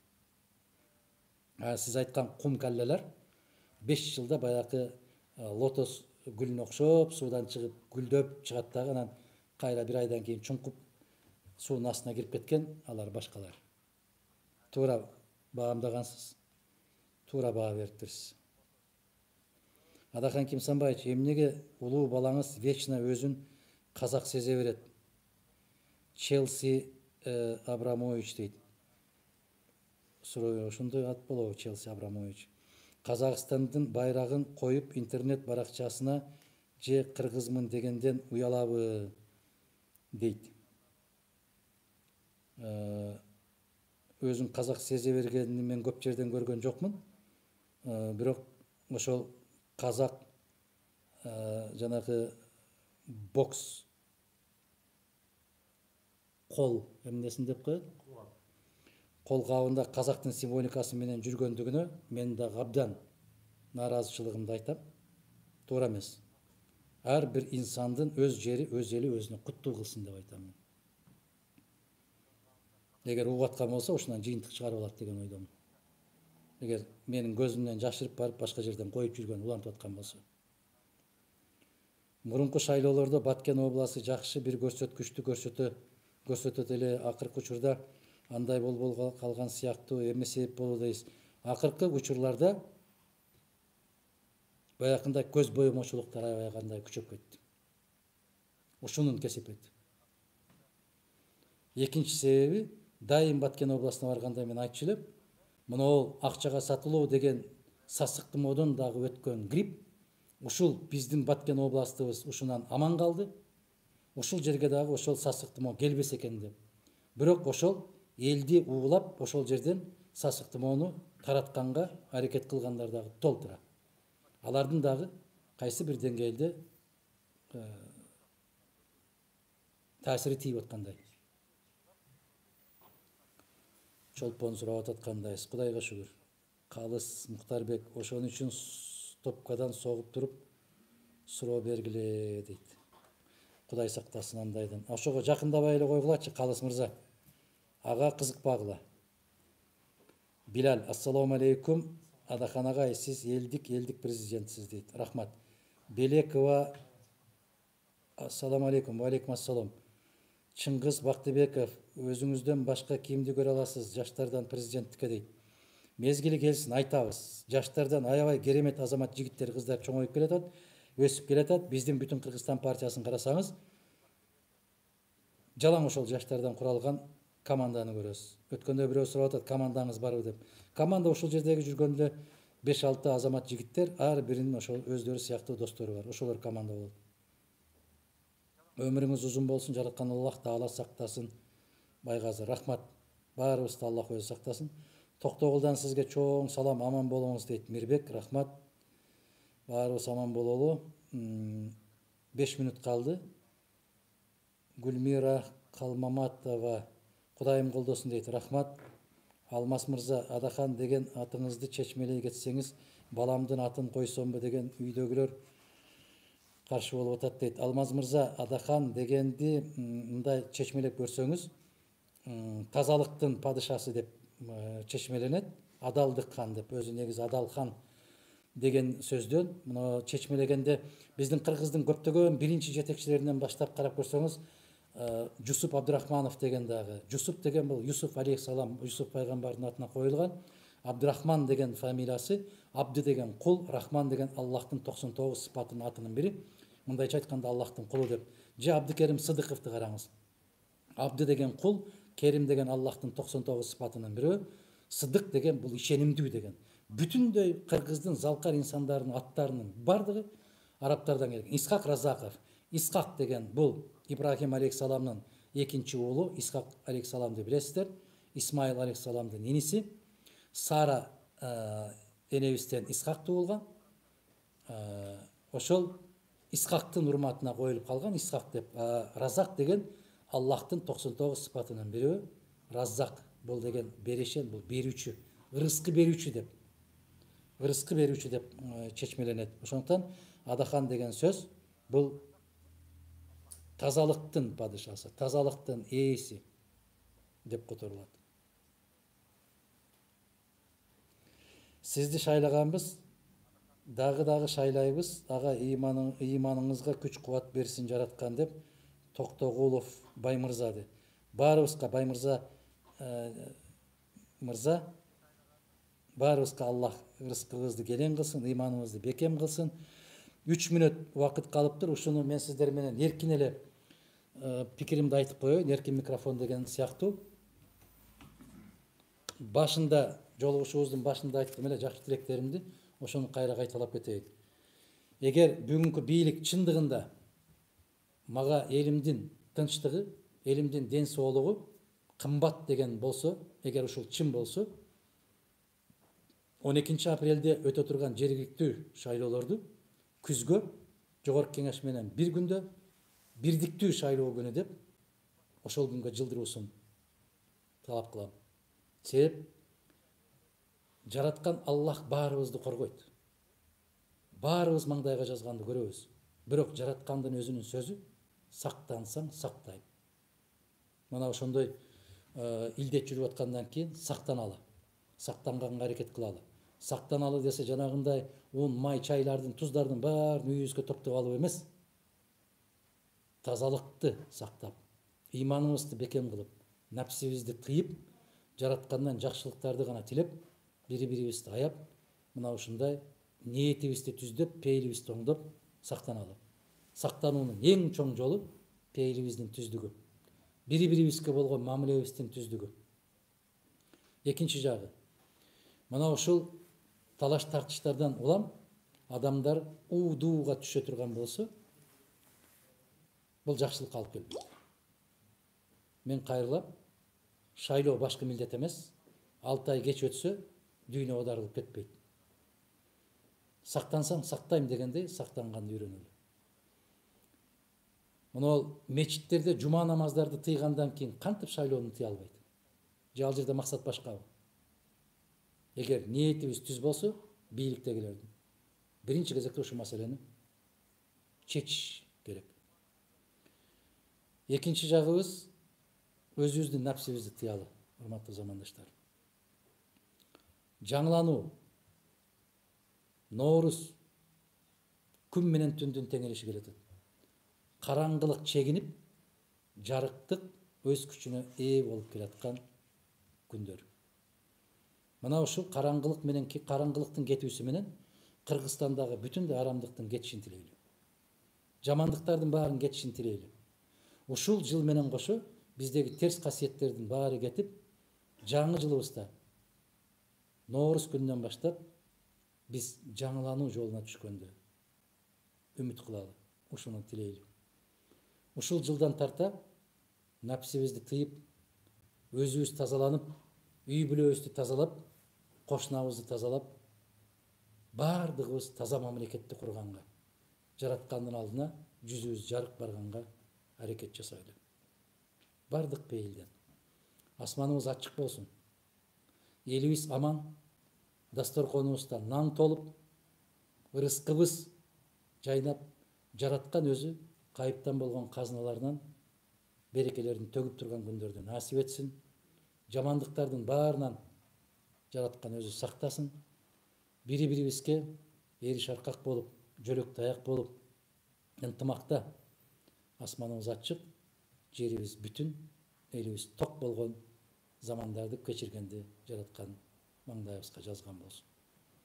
Ата-энелерибизге кааларым, ар бирибиздин балдарыбызга Аллах иман берсин, инсап берсин. Ата-энеге күйүмдүү болгон жаштарды насип кылган болсун. Алардын көз жашын көрсөтпөсүн, алардын жамандыктарын көрсөтпөсүн. Карыя картаңдарыбызга Аллах иман берсин. Ошолордун жаштардын, балдарынын төрүндө отуруп, бактылуу каарылыкты көргөн күндөрдү насип этсин. Жаштарыбызга инсап берсин, келечегибиз түз болсун. Дагы көрүшкөнчө аманда бололу.